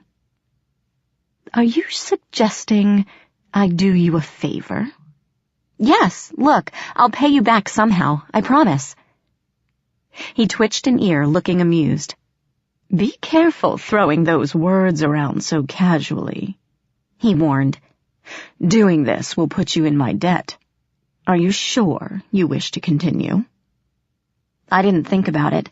I was so desperate for help I'd agree to anything. Yes, please, I need to find Puck. The horse I was riding when he bucked me off. He's not really a horse, you know. He's a... I know what he is, Grimalkin said quietly. Really? Oh, that's great. Do you know where he could have gone? He fixed me with an unblinking stare, and then lashed his tail once. Without a word, he rose, leaping gracefully onto a lower limb, and dropped to the ground. He stretched, arching his bushy tail over his spine, and vanished into the bushes without looking back. I yelped, scrambling to untangle myself from the branches, wincing at the shard of pain between my ribs. I more or less fell out of the tree, landing with a thump on my backside that sparked a word Mom would ground me for. Dusting off my rear, I looked around for Grimalkin. Human. He appeared like a gray ghost sliding out of the bushes, big glowing eyes the only evidence he was there. This is our agreement. I will lead you to your Puck, and you will owe me a small favor in return. Yes?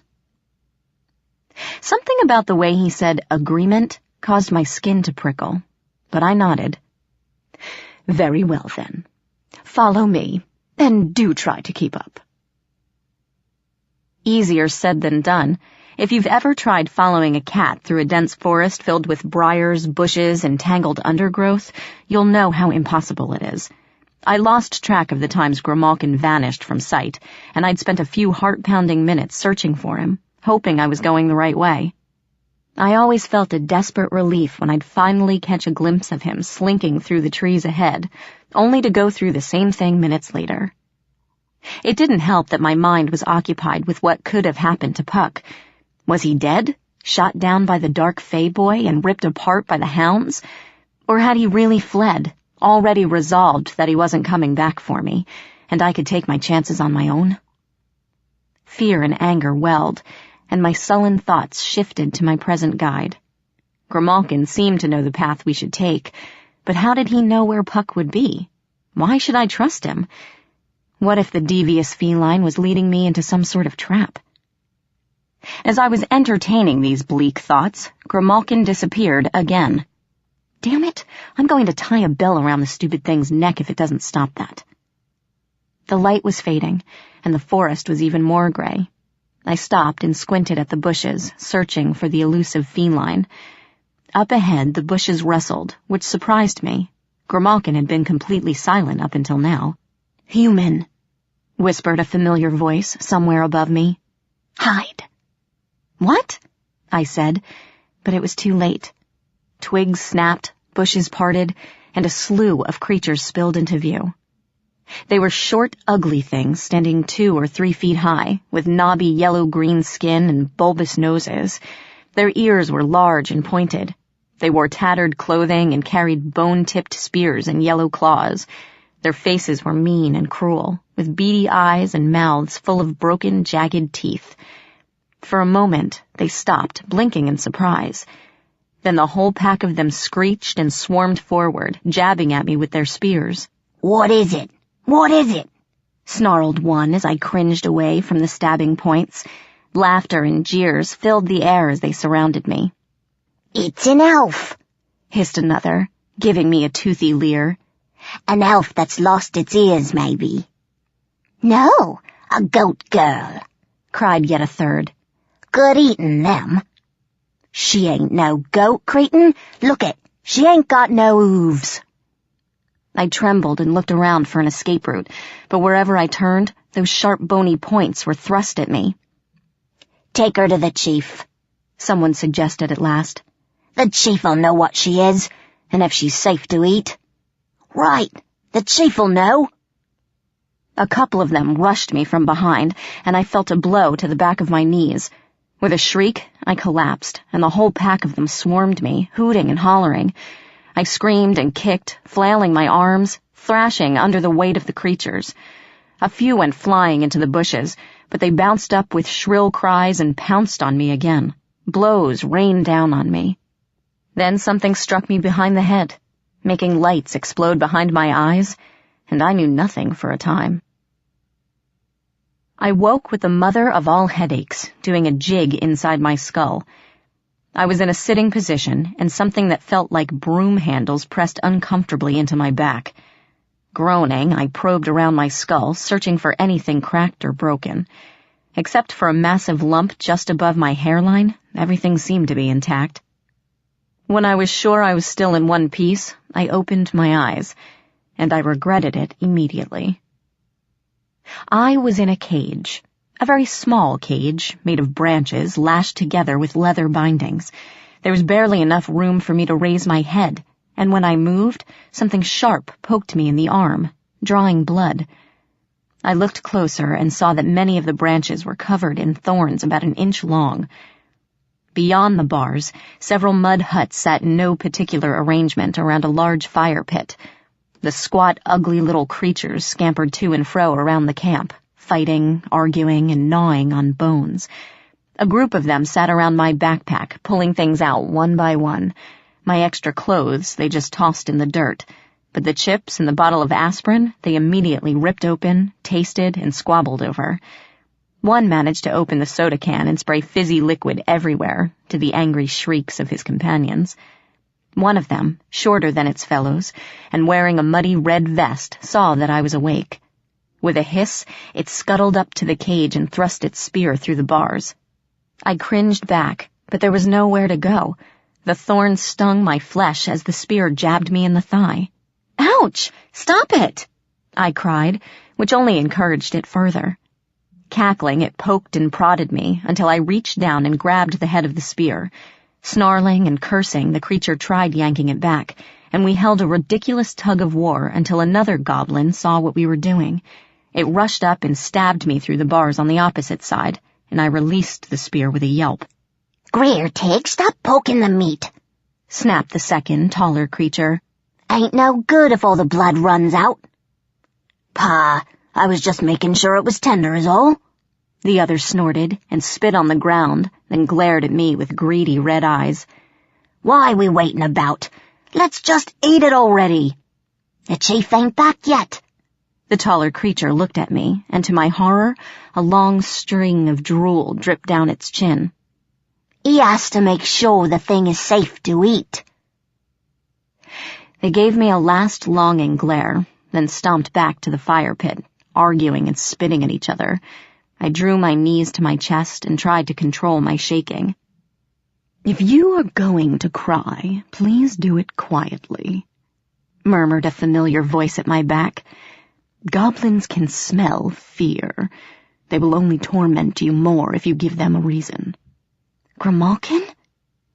Squirming in my cage, I glanced around to see the nearly invisible gray cat crouched by one corner.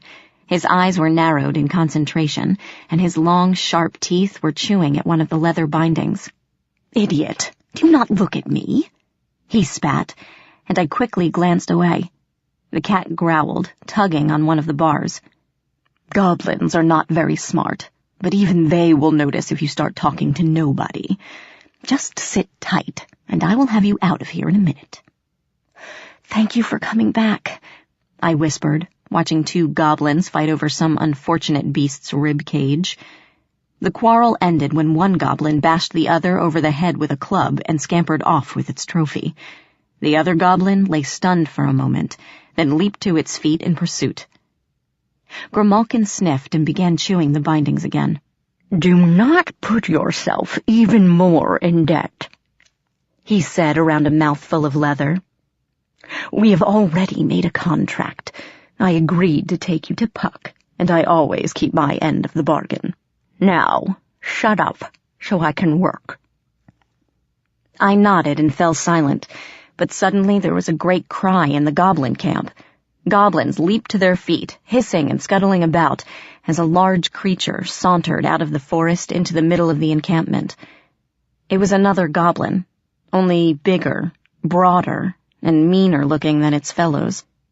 It wore a crimson uniform with brass buttons, the sleeves rolled up, and the tails dragging along the ground. It also carried a curved blade, rusty bronze and jagged along the edge. It snarled and swaggered into the camp, the other goblins cringing away from it, and I knew this must be the chief. "Shut up, you pack of jabbering dogs," the chief roared, aiming a blow at a couple of goblins who didn't get out of his way quick enough. "Worthless, the lot of ya. I've been hard at work raiding the borderlands, and what have you got to show me, eh? Nothing, not even a rabbit for the stew pot. You make me sick." "Chief! Chief!" cried several goblins at once, dancing around and pointing. Look it! We caught something! We brought it back for you!" "Eh?" The chief's gaze flashed across the camp, his evil eyes fastening on me. "What's this? Did you miserable louts actually manage to catch a high and mighty elf?" He sauntered toward the cage. I couldn't help myself and snuck a quick glance at Grimalkin, hoping the cat would flee, but Grimalkin was nowhere to be seen. Swallowing hard, I looked up and met the chief's beady red eyes. "What in Pan's privates is this?" the goblin chief snorted. "This ain't no elf, you cretins. Not unless she bartered away her ears. Besides—" He sniffed the air, wrinkling his snotty nose. "It smells different. Aye, funny elf thing." He smacked the cage with the flat of his sword, making me jump. "What are ya?" I took a deep breath as the rest of the goblin tribe crowded around the cage, watching me, some curious, most hungry-looking. "I'm a taku fairy," I said, drawing a confused scowl from the chief and bewildered looks from the rest of the camp. Whispers began to erupt from the crowd, gaining strength like wildfire. "A what? Ain't never heard of that before. Is it tasty? Can we eat it?" The chief frowned. "I admit, I ain't never come across a taku fairy before," he growled, scratching his head. But that ain't important. You look young and juicy enough. I figure you'll feed me crew for several nights. So, what's your preference, O taku?" He grinned and raised his sword. "Boiled alive, or skewered over the fire?" I clenched my hands to stop them from shaking. "Either way is fine with me," I said, trying to sound casual. "Tomorrow it won't matter at all. There's a deadly poison running through my veins. If you swallow one bite of me, your blood will boil, your insides will melt, and you'll dissolve into a steaming pile of muck." Hisses went around the tribe. Several goblins bared their teeth at me and snarled. I crossed my arms and raised my chin, staring down the goblin chief. "So, go ahead and eat me. Tomorrow you'll be a big pile of goo, sinking into the ground." Many of the goblins were backing away now, but the chief stood firm. "Shut up, you sniveling lot," he snarled at the nervous goblins. Giving me a sour look, he spat on the ground. "So, we can't eat ya?" He sounded unimpressed. "Pity that is, but don't think that'll save ya, girl. If you're so deadly, I'll just kill you now. Except I'll bleed you slow so your poison blood won't hurt me.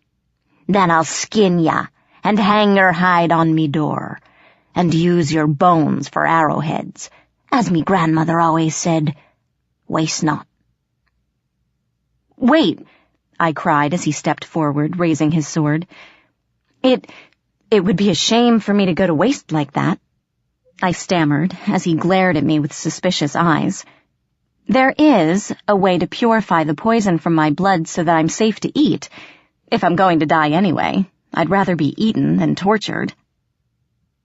The goblin chief smiled. I knew you'd see it my way, he gloated. Turning to his minions, he puffed out his chest. See there, dogs. Your chief is still looking out for ya. We feast tonight. A raucous cheer went up, and the chief turned to me again, leveling his sword at my face. So then, Otaku girl, what's your secret? I thought quickly. To cleanse the poison from my blood, you have to boil me in a big pot with several purifying ingredients. Spring water from a waterfall, an acorn from the tallest oak tree, blue mushrooms, and,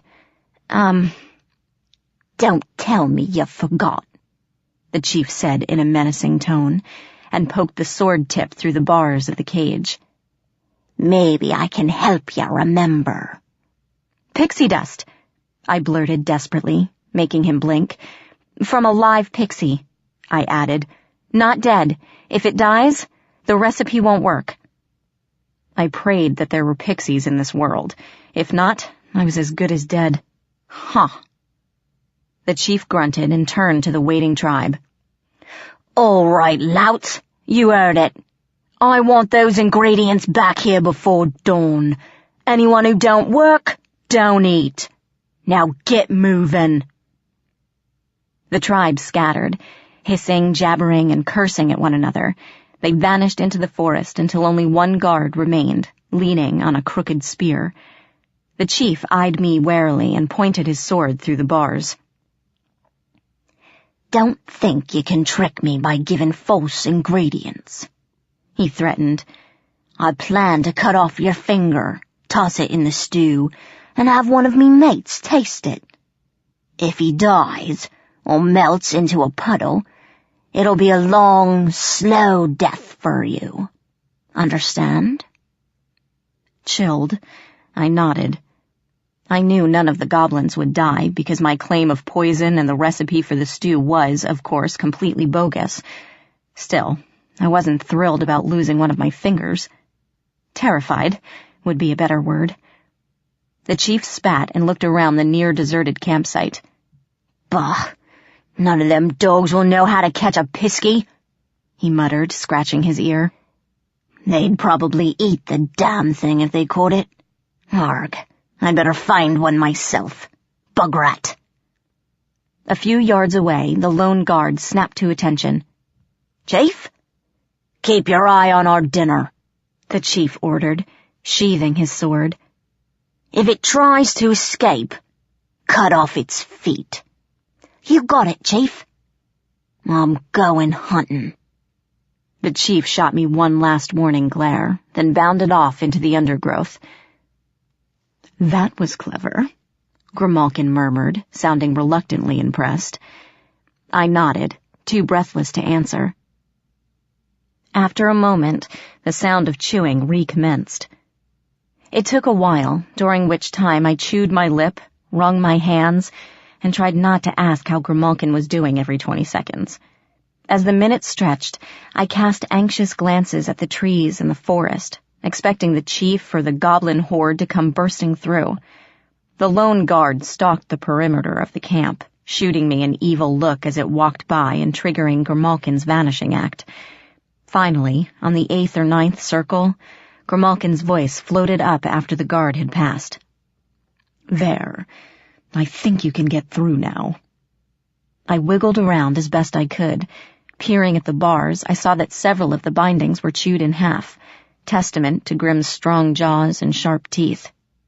Come on, let us go, Grimalkin hissed, lashing its tail.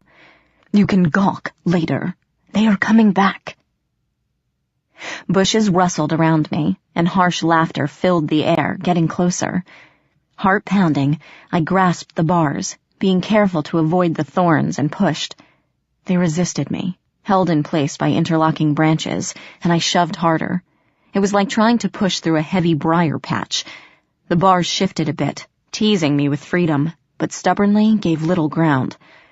The goblin chief stepped out of the trees, followed by 3 more goblins. He clutched something small and wriggling in one fist, and his followers' arms were filled with pale blue toadstools. Mushrooms were the easy part, the chief snorted, casting a derisive glance back at the others. Any idiot can collect plants.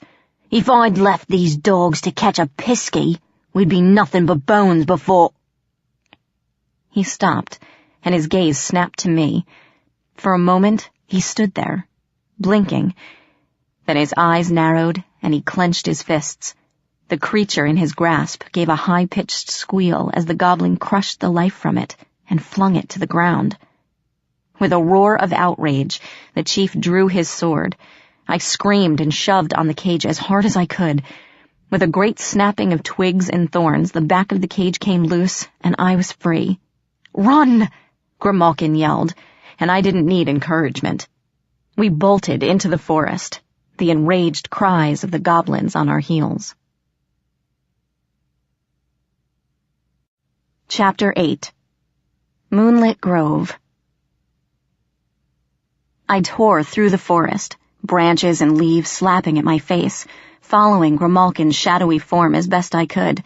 Behind me, twigs snapped, snarls echoed, and the angry cursing of the goblin chief grew louder in my ears.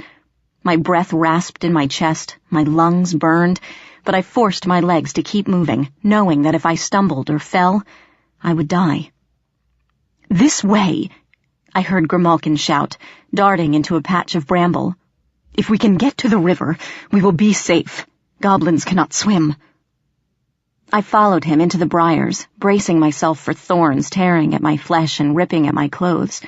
But the branches parted easily for me, as they had when I was with Puck, and I slipped through with minimal scrapes.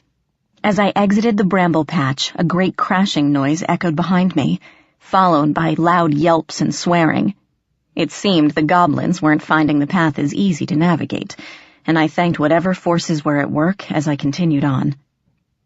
Over the roaring in my ears and my own ragged breaths, I heard the sound of rushing water. When I staggered out of the trees, the ground abruptly dropped away into a rocky embankment. A great river loomed before me, nearly 100 yards across, with no bridges or rafts in sight. I couldn't see the other side because a coiling wall of mist hovered over the water, stretching as far as I could see. Grimalkin stood at the edge, almost invisible in the fog, lashing his tail impatiently. "Hurry," he ordered as I stumbled down the bank, exhaustion burning my legs. "The Earl King's territory is on the other side. You must swim, quickly." I hesitated. If monster horses lurked in quiet ponds, what would great black rivers hold? Images of giant fish and sea monsters flashed across my mind. Something flew past my arm, startling me, bouncing off the rocks with a clatter. It was a goblin spear, the bone-white tip gleaming against the stones. The blood drained from my face. I could either stay put and be skewered, or take my chances with the river. Scrambling down the bank, I flung myself into the water. The cold shocked me, and I gasped, struggling against the current as it pulled me downstream. I'm a fairly strong swimmer, but my limbs felt like jelly, and my lungs were gasping to suck in enough oxygen. I floundered and went under, snorting water up my nose and making my lungs scream. The current pulled me farther away, and I fought down panic. Another lance zipped over my head, and I looked back and saw the goblins following me along the bank, scrambling over the rocks and hurling spears. Terror shot through me, giving me new strength. I struck out for the opposite shore, arms and legs churning madly, fighting the current for all I was worth. More spears splashed around me, but thankfully, the goblins' aim seemed to match their intelligence. As I drew close to the wall of mist, something struck my shoulder with jarring force, sending a flare of agony across my back. I gasped and went under. Pain paralyzed my arm, and as the undertow dragged me down, I was sure I was going to die. Something grabbed my waist, and I felt myself pulled upward.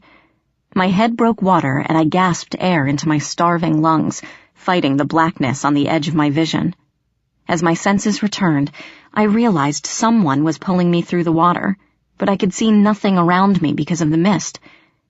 Then my feet touched solid ground, and the next thing I knew, I was lying in the grass, the sun shining warmly on my face. My eyes were closed, and I cracked them open cautiously. A girl's face hovered over mine, blonde hair brushing my cheeks, wide green eyes both anxious and curious. Her skin was the color of summer grass, and tiny scales gleamed silver around her neck. She grinned, and her teeth flashed as sharp and pointed as an eel's. A scream welled in my throat, but I swallowed it down.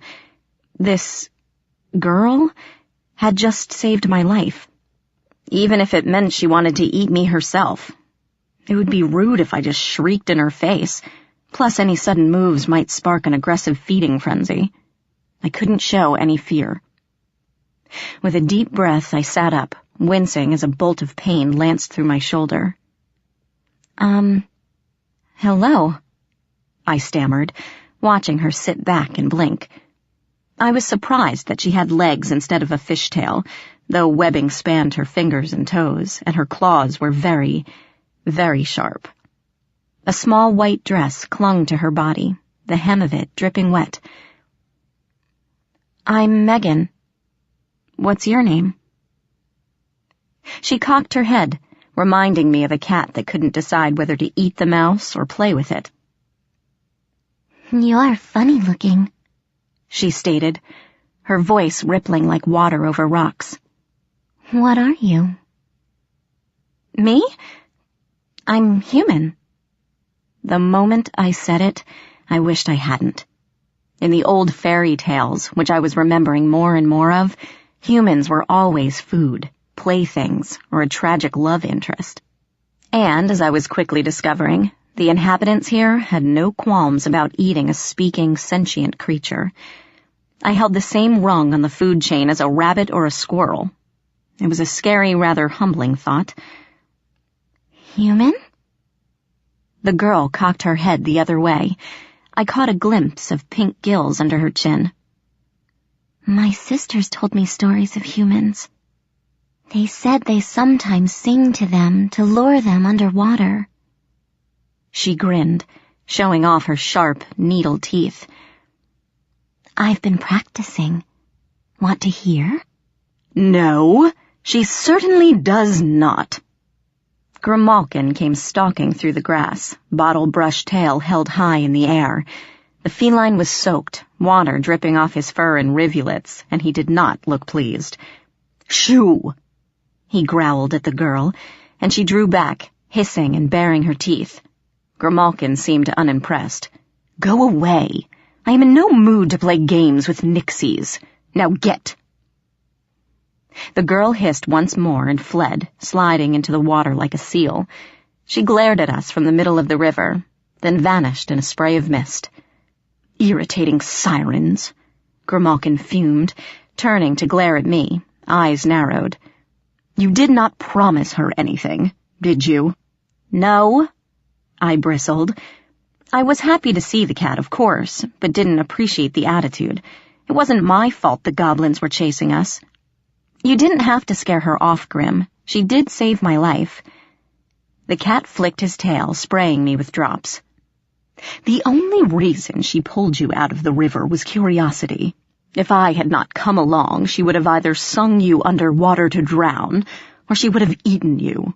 Fortunately, nixies are not very brave. They would much prefer a fight beneath the water where they have all the advantages. Now, I suggest we find somewhere to rest. You are wounded, and the swim took a lot out of me. If you can walk, I encourage you to do so." Grimacing, I pulled myself to my feet. My shoulder felt like it was on fire, but if I held my arm close to my chest, the pain receded to a dull throb. Biting my lip, I followed Grimalkin, away from the river and into the lands of the Earl King. Even wet, tired, and in pain, I still had the energy to gawk. Pretty soon, my eyes felt huge and swollen from staring so long without blinking. The land on this side of the river was a far cry from the eerie gray forest of the wild fae. Rather than colors being faded and washed out, everything was overly vibrant and vivid. The trees were too green, the flowers screamingly colorful. Leaves glittered, razor-sharp in the light, and petals flashed like jewels as they caught the sun. It was all very beautiful, but I couldn't shake the feeling of apprehension as I took it in. Everything seemed fake, somehow, as if this was a fancy coating over reality, as if I wasn't looking at the real world at all. My shoulder burned, and the skin around it felt puffy and hot. As the sun rose higher in the sky, the throbbing heat leached down my arm and spread through my back. Sweat ran down my face, making my eyes sting, and my legs trembled. I finally collapsed under a pine tree, gasping, my body hot and cold at the same time.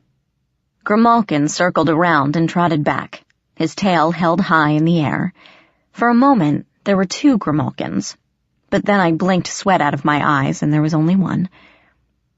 "There's something wrong with me," I panted as the cat regarded me coolly. His eyes abruptly floated off his face and hovered in the air between us. I blinked hard, and they were normal again. Grimalkin nodded. "Dream-lace venom," he said, to my confusion. "Goblins poison their spears and arrows. When the hallucinations start coming, you do not have long." I took a ragged breath. "Isn't there a cure?" I whispered, ignoring the fern that started crawling toward me like a leafy spider. "Someone who can help? That is where we are going." Grimalkin stood, looking back at me. "Not far now, human. Keep your eyes on me and try to ignore everything else, no matter what comes at you."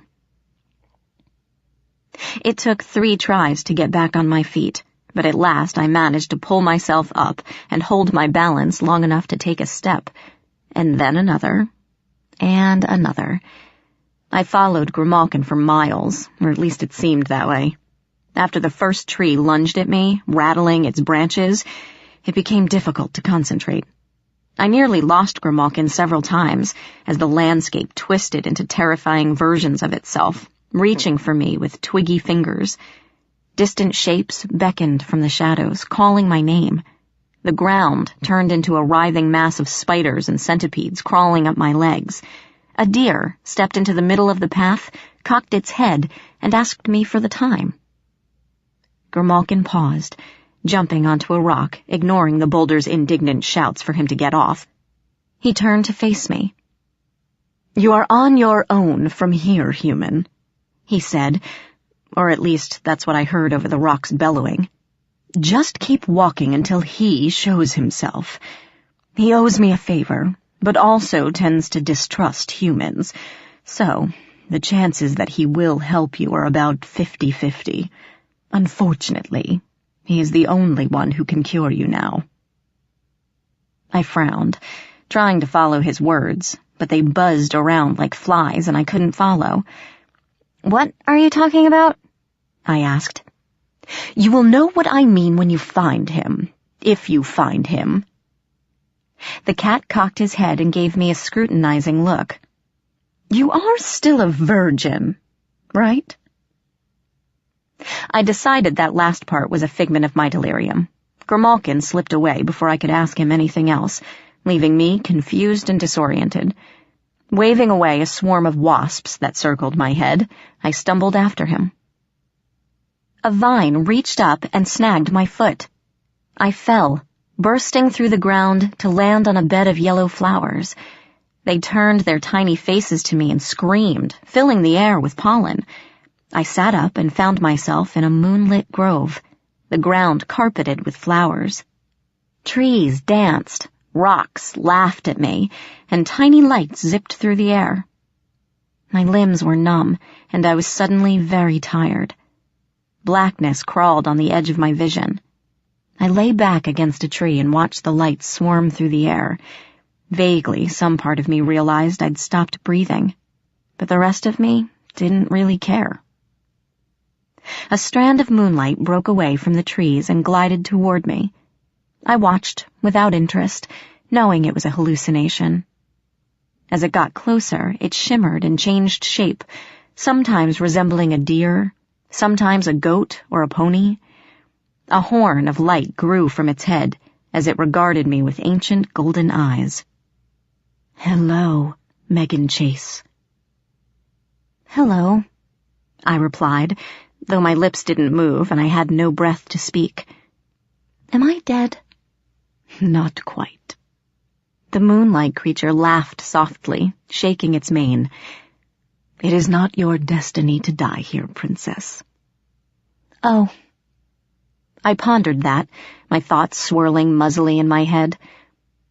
"How do you know who I am?" The creature snorted, swishing a lion-like tail. "Those of us who watch the sky have seen your coming for a long time, Megan Chase. Catalysts always burn brightly, and your light shines unlike any I've seen before. Now the only question remaining is, what path will you take, and how will you choose to rule?" "I don't understand." "You aren't supposed to." The moonlight creature stepped forward and breathed. Silver air washed over me, and my eyelids fluttered shut. "Now, sleep, my princess. Your father awaits you. And tell Grimalkin that I choose to help, not as a favor, but for reasons of my own. Next time he calls on me will be the last." I didn't want to sleep. Questions swirled to mind, buzzing and insistent. I opened my mouth to ask about my father, but the creature's horn touched my chest, sending a rush of heat through my body. I gasped and opened my eyes. The moonlit grove had disappeared. A meadow surrounded me, tall grasses waving in the wind, a faint pink glow lighting the horizon. The last traces of a weird dream fluttered across my mind. Moving trees, talking deer, a creature made of frost and moonlight. I wondered what was real and what had just been the effects of the delirium. I felt fine now, better than fine. Some of it must have been real. Then the grass rustled, as if something crept up behind me. I whipped around and saw my backpack sitting a few feet away, bright orange against the green. Snatching it up, I pulled it open. The food was gone, of course, as were the flashlight and the aspirin, but my extra clothes were there, crumpled into a ball and sopping wet. Confused, I stared at the pack. What could have brought it here all the way from the goblins' camp? I didn't think Grimalkin would have gone back for it, especially since that would have meant crossing the river again. But here was my pack, moldy and wet, but still here.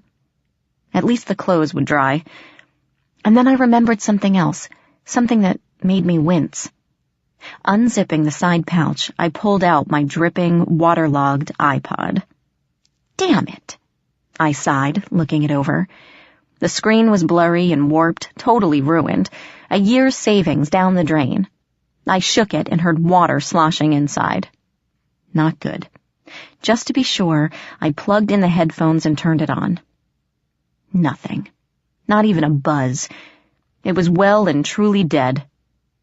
Sadly, I replaced it in the pocket and zipped it back up.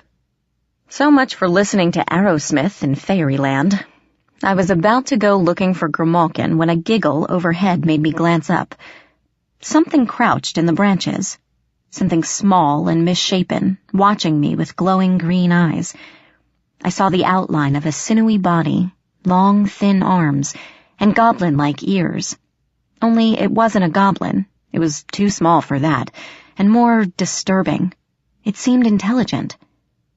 The monster saw me watching it and offered a slow smile. Its teeth, pointed and razor-sharp, glimmered with neon blue fire just before it vanished. And I don't mean it scuttled off or faded away like a ghost.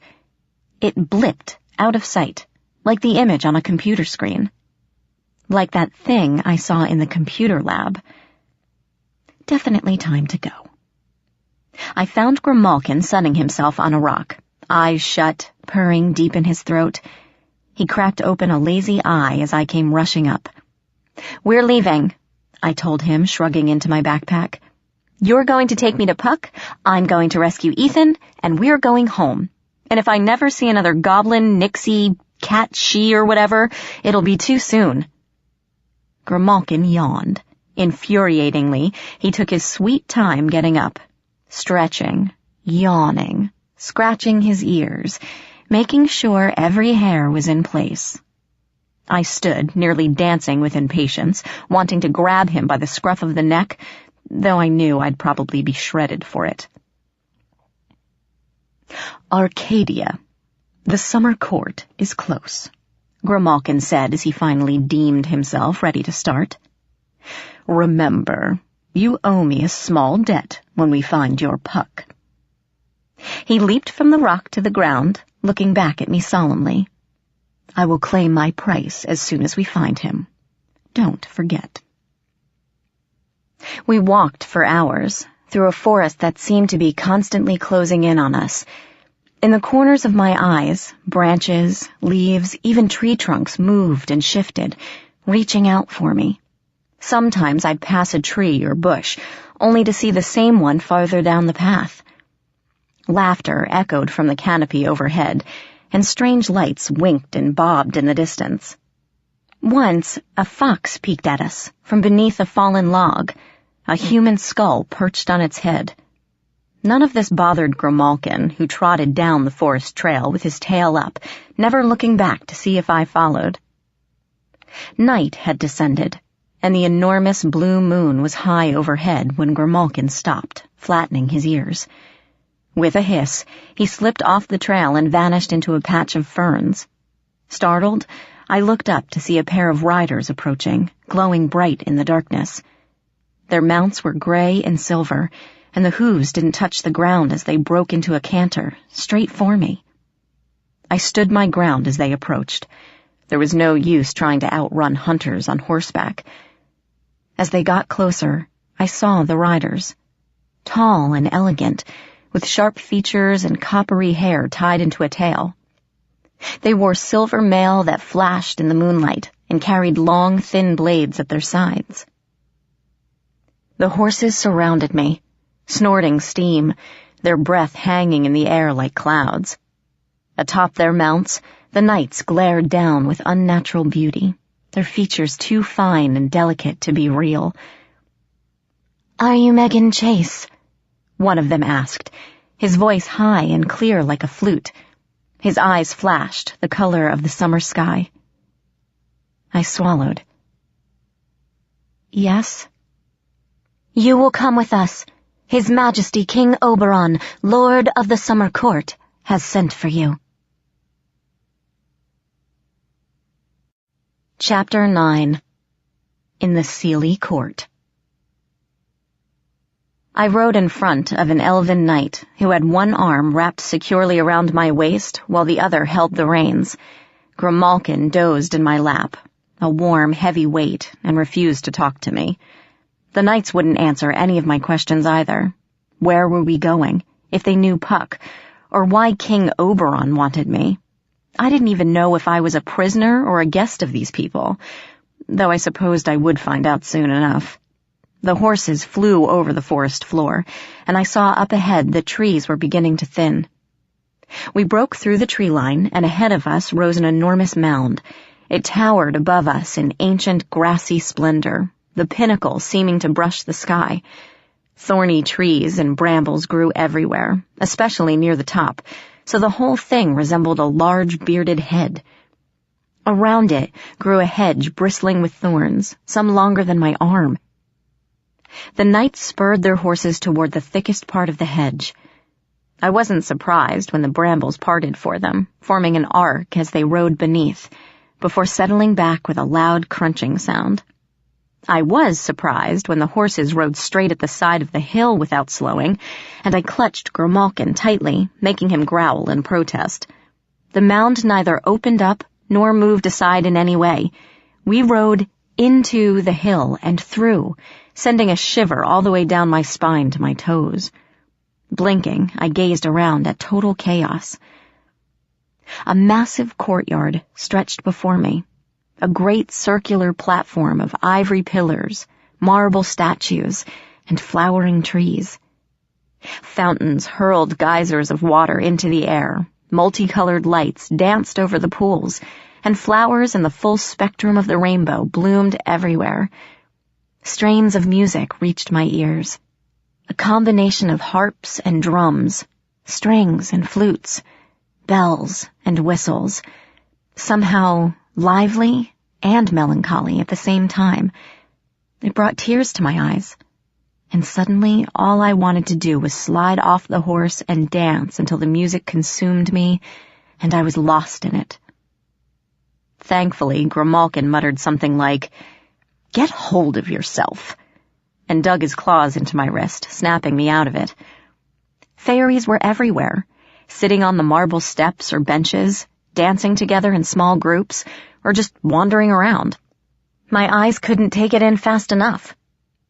A man with a bare chest and shaggy legs ending in hooves winked at me from the shade of a bush. A willowy girl with green-tinted skin stepped out of a tree, scolding a child hanging from the branches. The boy stuck out his tongue, flicked his squirrel tail, and darted higher into the foliage. I felt a sharp tug on my hair. A tiny figure hovered near my shoulder, gossamer wings buzzing like a hummingbird's. I gasped, but the knight holding me didn't so much as glance at it. She grinned and held out what looked like a plump grape, except the skin of the fruit was bright blue and speckled with orange. I smiled politely and nodded, but she frowned and pointed at my hand. Confused, I held up my palm. She dropped the fruit into it, gave a delightful giggle, and sped away. "Be careful," Grimalkin rumbled, as a heady aroma rose from the little fruit, making my mouth water. "Eating or drinking certain things in Faerie could have unpleasant consequences for someone like you. Do not eat anything. In fact, until we find your Puck, I would not talk to anyone. And whatever you do, do not accept gifts of any sort. This is going to be a long night." I swallowed and dropped the fruit into one of the fountains as we rode by, watching huge green and gold fish swarm around it, mouths gaping. The knights scattered fairies as we rode through the courtyard toward a high stone wall with a pair of silver gates in front. 2 massive creatures, each 10 feet tall, blue-skinned and tusked, guarded the doors. Their eyes glimmered yellow beneath ropey black hair and heavy brows. Even dressed up, their arms and chests bulging through the fabric of their red uniforms, popping the brass buttons, they were still terrifying. "Trolls," muttered Grimalkin, as I shrank against the unyielding frame of the elven knight. "Be thankful we're in Oberon's land. The Winter Court employs ogres." The knight stopped and let me down a few feet from the gate. "Be courteous when you speak to the Earl King, child," the knight I'd ridden with told me, and wheeled his mount away. I was left facing 2 giant trolls with nothing but a cat and my backpack. Grimalkin squirreled in my arms, and I let him drop to the stones. "Come on." The cat sighed, lashing his tail. "Let us meet Lord Pointy Ears and get this over with." The 2 trolls blinked as the cat fearlessly approached the gate, looking like a gray bug scuttling around their clawed feet. One of them moved, and I braced myself, expecting him to stomp Grimalkin into kitty pudding. But the troll only reached over and pulled the gate open, as the other did the same on his side. Grimalkin shot me a backward glance, twisted his tail, and slipped through the archway. I took a deep breath, smoothed down my tangled hair, and followed. The forest grew thick on the other side of the gates, as if the wall had been built to keep it in check. A tunnel of flowering trees and branches stretched away from me, fully in bloom, the scent so overpowering I felt lightheaded. The tunnel ended with a curtain of vines opening up into a vast clearing surrounded by giant trees. The ancient trunks and interlocking branches made a sort of cathedral, a living palace of giant columns and a leafy vaulted ceiling. Even though I knew we were underground and it was night outside, sunlight dappled the forest floor, slanting in through tiny cracks in the canopy. Glowing balls of light danced in the air, and a waterfall cascaded gently into a nearby pool. The colors here were dazzling. 100 fairies clustered around the middle of the clearing, dressed in brilliant alien finery. By the look of it, I guessed these were the nobles of the court. Their hair hung long and flowing, or was styled in impossible fashions atop their heads. Satyrs easily recognized by their shaggy goat legs, and furry little men padded back and forth, serving drinks and trays of food. Slender hounds with moss-green fur milled about, hoping for dropped crumbs. Elven knights in silvery chain armor stood stiffly around the room. A few held hawks or even tiny dragons.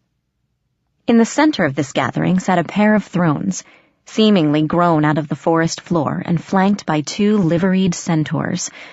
One of the thrones stood empty, except for a caged raven on one of the arms. The great black bird cawed and beat its wings against its prison, its beady eyes bright and green.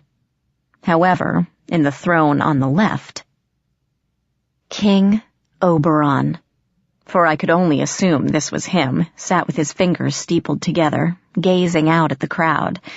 Like the rest of the Fey nobles, he was tall and slender, with silver hair that fell to his waist and eyes like green ice. An antlered crown rested on his brow, casting a long shadow over the court like grasping talons. Power radiated from him, as subtle as a thunderstorm. Over the colorful sea of nobles our gazes met. Oberon raised one eyebrow, graceful as the curve of a hawk's wing, but no expression showed on his face.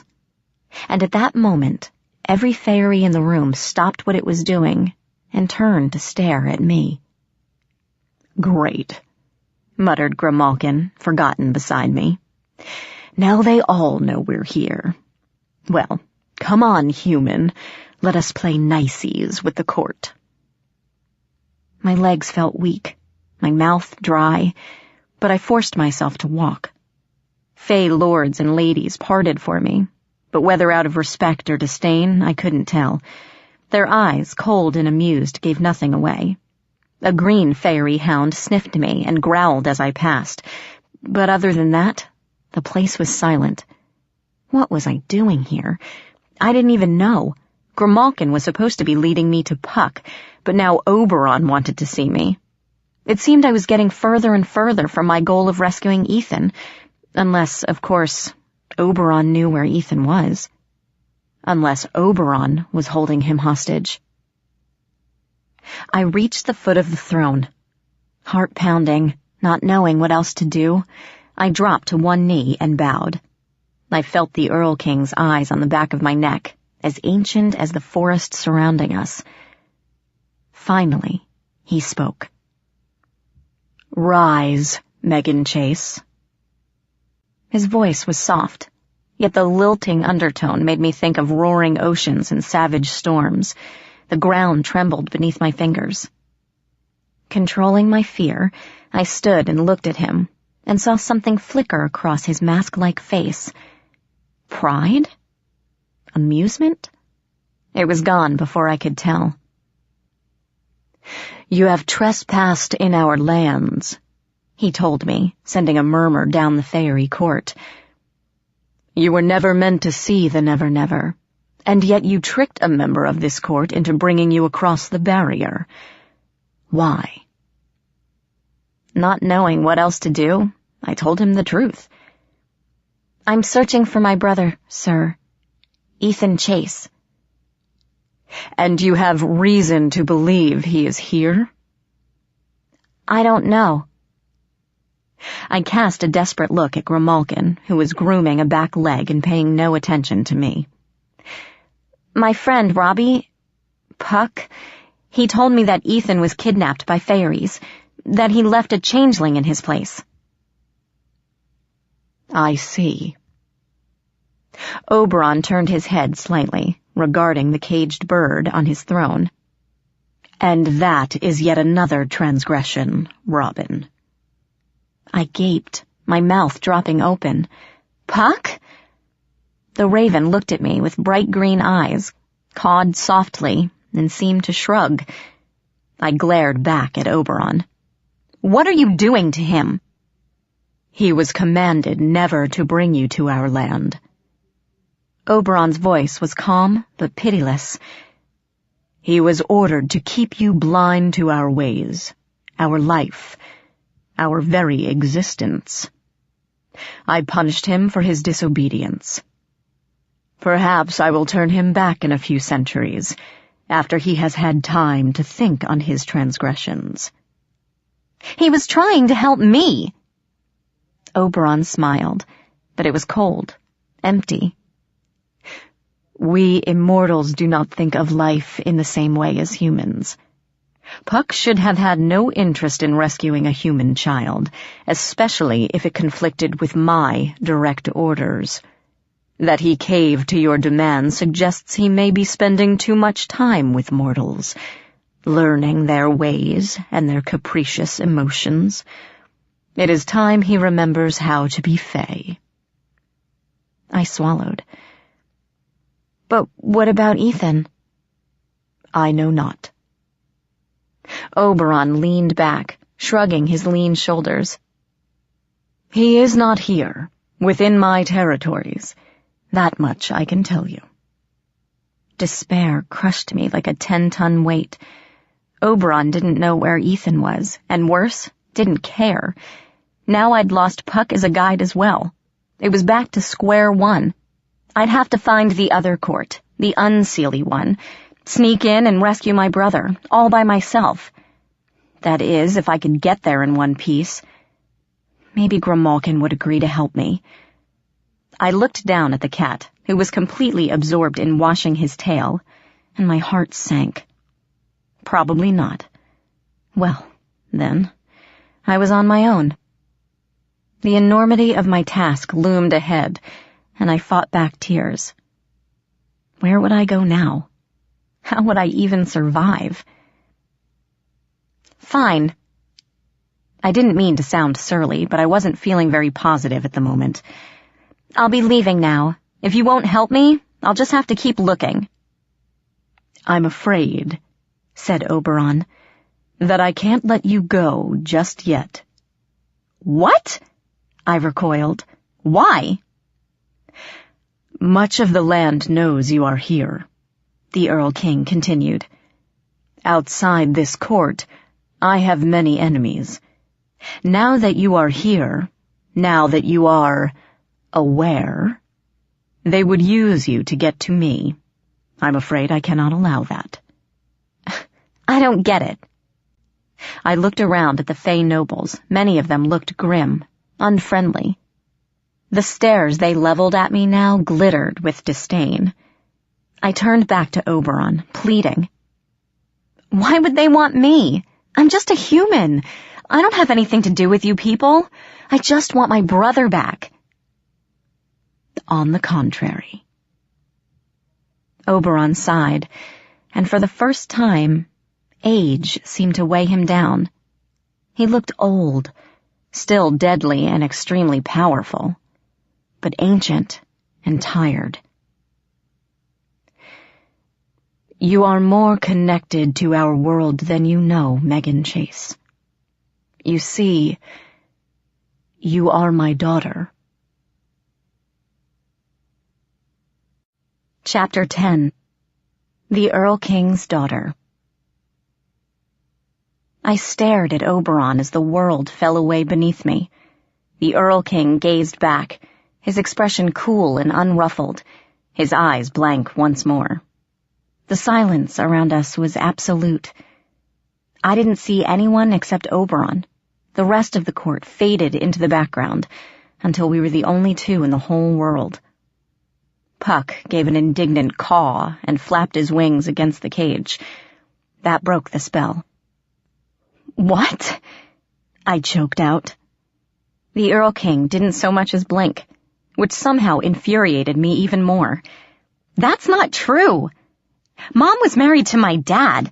She stayed with him until he disappeared, and she remarried Luke." "That is true," Oberon nodded. "But that man is not your father, Megan. I am." He stood, his courtly robes billowing around him. "You are half Fae, half my blood. Why do you think I had Puck guard you, keep you from seeing our world? Because it comes naturally to you. Most mortals are blind, but you could see through the mist from the beginning." I thought back to all those times I saw something out of the corner of my eye or silhouetted in the trees, glimpses of things not quite there. I shook my head. "No, I don't believe you. My mom loved my dad. She wouldn't—" I broke off, not wanting to think about the implications. "Your mother was a beautiful woman," Oberon continued softly, "and quite extraordinary for a mortal. Artistic people can always see a bit of the Fae world around them. She would often go to the park and paint and draw. It was there, beside the pond, that we first met." "Stop it," I gritted out. "You're lying. I'm not one of you. I can't be." "Only half," Oberon said, and from the corner of my eye I caught looks of disgust and contempt from the rest of the court. "Still, that is enough for my enemies to attempt to control me through you, or perhaps to turn you against me. You are more dangerous than you know, daughter. Because of the threat you represent, you must remain here." My world seemed to be collapsing around me. "For how long?" I whispered, thinking of Mom, Luke, school, everything I left behind in my world. Had I been missed already? Would I return to find 100 years had passed while I was gone, and everyone I knew was long dead? "Until I deem otherwise," Oberon said, in the tone my mother often used when she settled the matter. "Because I said so." "At the very least, until Elysium is through. The Winter Court will be arriving in a few days, and I will have you where I can see you." He clapped, and a female satyr broke away from the crowd to bow before him. "Take my daughter to her room," he ordered, sitting back on his throne. "See that she is made comfortable." "Yes, my lord," murmured the satyr, and began to clop away, glancing back to see if I was coming. Oberon leaned back, not looking at me, his face blank and stony. My audience with the Earl King was over. I had stumbled back, prepared to follow the goat girl out of the court, when Grimalkin's voice floated up from the ground. I'd completely forgotten about the cat. "Begging your pardon, my lord," Grimalkin said, sitting up and curling his tail around himself. "But our business is not yet complete. You see, the girl is in my debt. She promised me a favor for bringing her safely here, and that obligation has yet to be paid." I glared at the feline, wondering why it was bringing that up now. Oberon, however, looked at me with a grim expression. "Is this true?" I nodded, wondering why the nobles were giving me looks of horror and pity. "Grim helped me escape the goblins," I explained. "He saved my life. I wouldn't be here if it weren't for—" My voice trailed off as I saw the look in Oberon's eyes. "A life debt, then." He sighed. "Very well, cat-she. What would you have of me?" Grimalkin lowered his eyelids. It was easy to see that the cat was purring. "A small favor, great lord," he rumbled, "to be called in at a later time." "Granted." The Earl King nodded, and yet he seemed to grow bigger in his chair. His shadow loomed over the cat, who blinked and flattened his ears. Thunder growled overhead, the light in the forest dimmed, and a cold wind rattled the branches in the trees, showering us with petals. The rest of the court shrank away. Some vanished from sight completely. In the sudden darkness, Oberon's eyes glowed amber. "But be warned, feline," he boomed, his voice making the ground quiver. "I am not to be trifled with. Do not think to make a fool of me, for I can grant your request in insurmountably unpleasant ways." "Of course, great Earl King," Grimalkin soothed, his fur whipping about in the gale. "I am always your servant." "It would be foolish indeed to trust the flattering words of a cat-she." Oberon leaned back, his face an expressionless mask once more. The wind died down, the sun returned, and things were normal again. "You have your favor. Now go." Grimalkin bowed his head, turned, and trotted back to me, bottle-brush tail held high. "What was that about, Grim?" I demanded, scowling at the feline. "I thought you wanted a favor from me. What was all that with Oberon?" Grimalkin didn't so much as pause. Tail up, he passed me without comment, slipped into the tunnel of trees, and vanished from sight. The satyr touched my arm. "This way," she murmured, and led me away from the court. I felt the eyes of the nobles and the hounds on my back as we left the presence of the Earl King. "I don't understand," I said miserably, following the satyr girl across the clearing. My brain had gone numb. I felt awash in a sea of confusion, moments away from drowning. I just wanted to find my brother. How had it come to this? The satyr gave me a sympathetic glance. She was shorter than me by a foot, with large hazel eyes that matched her curly hair. I tried to keep my eyes away from her furry lower half, but it was difficult, especially when she smelled faintly like a petting zoo. "It is not so bad," she said, leading me not through the tunnel, but to a far side of the clearing. The trees here were so thick the sunlight didn't permeate the branches, shadowing everything in emerald darkness. "You might enjoy it here. Your father does you a great honor." "He's not my father," I snapped. She blinked wide, liquid brown eyes, and her lower lip quivered. I sighed, regretting my harsh tone. "Sorry. It's just a lot to take in. 2 days ago, I was home, sleeping in my own bed. I didn't believe in goblins or elves or talking cats, and I certainly didn't ask for any of this." "King Oberon took a great chance for you," the satyr said, her voice a bit firmer. "The cat-she held a life debt over you, which meant it could have asked for anything. My Lord Oberon took it and made it his, so Grimalkin can't request you to poison anyone or to give up your first child." I recoiled in horror. He would have? "Who knows what goes on in the mind of a cat?" The satyr shrugged, picking her way over a tangle of roots. "Just be careful what you say around here. If you make a promise, you're bound to it, and wars have been fought over small favors. Be especially careful around the high lords and ladies. They are all adept at the game of politics and pawn-making." She suddenly paled and put a hand to her mouth. "I've said too much. Please forgive me.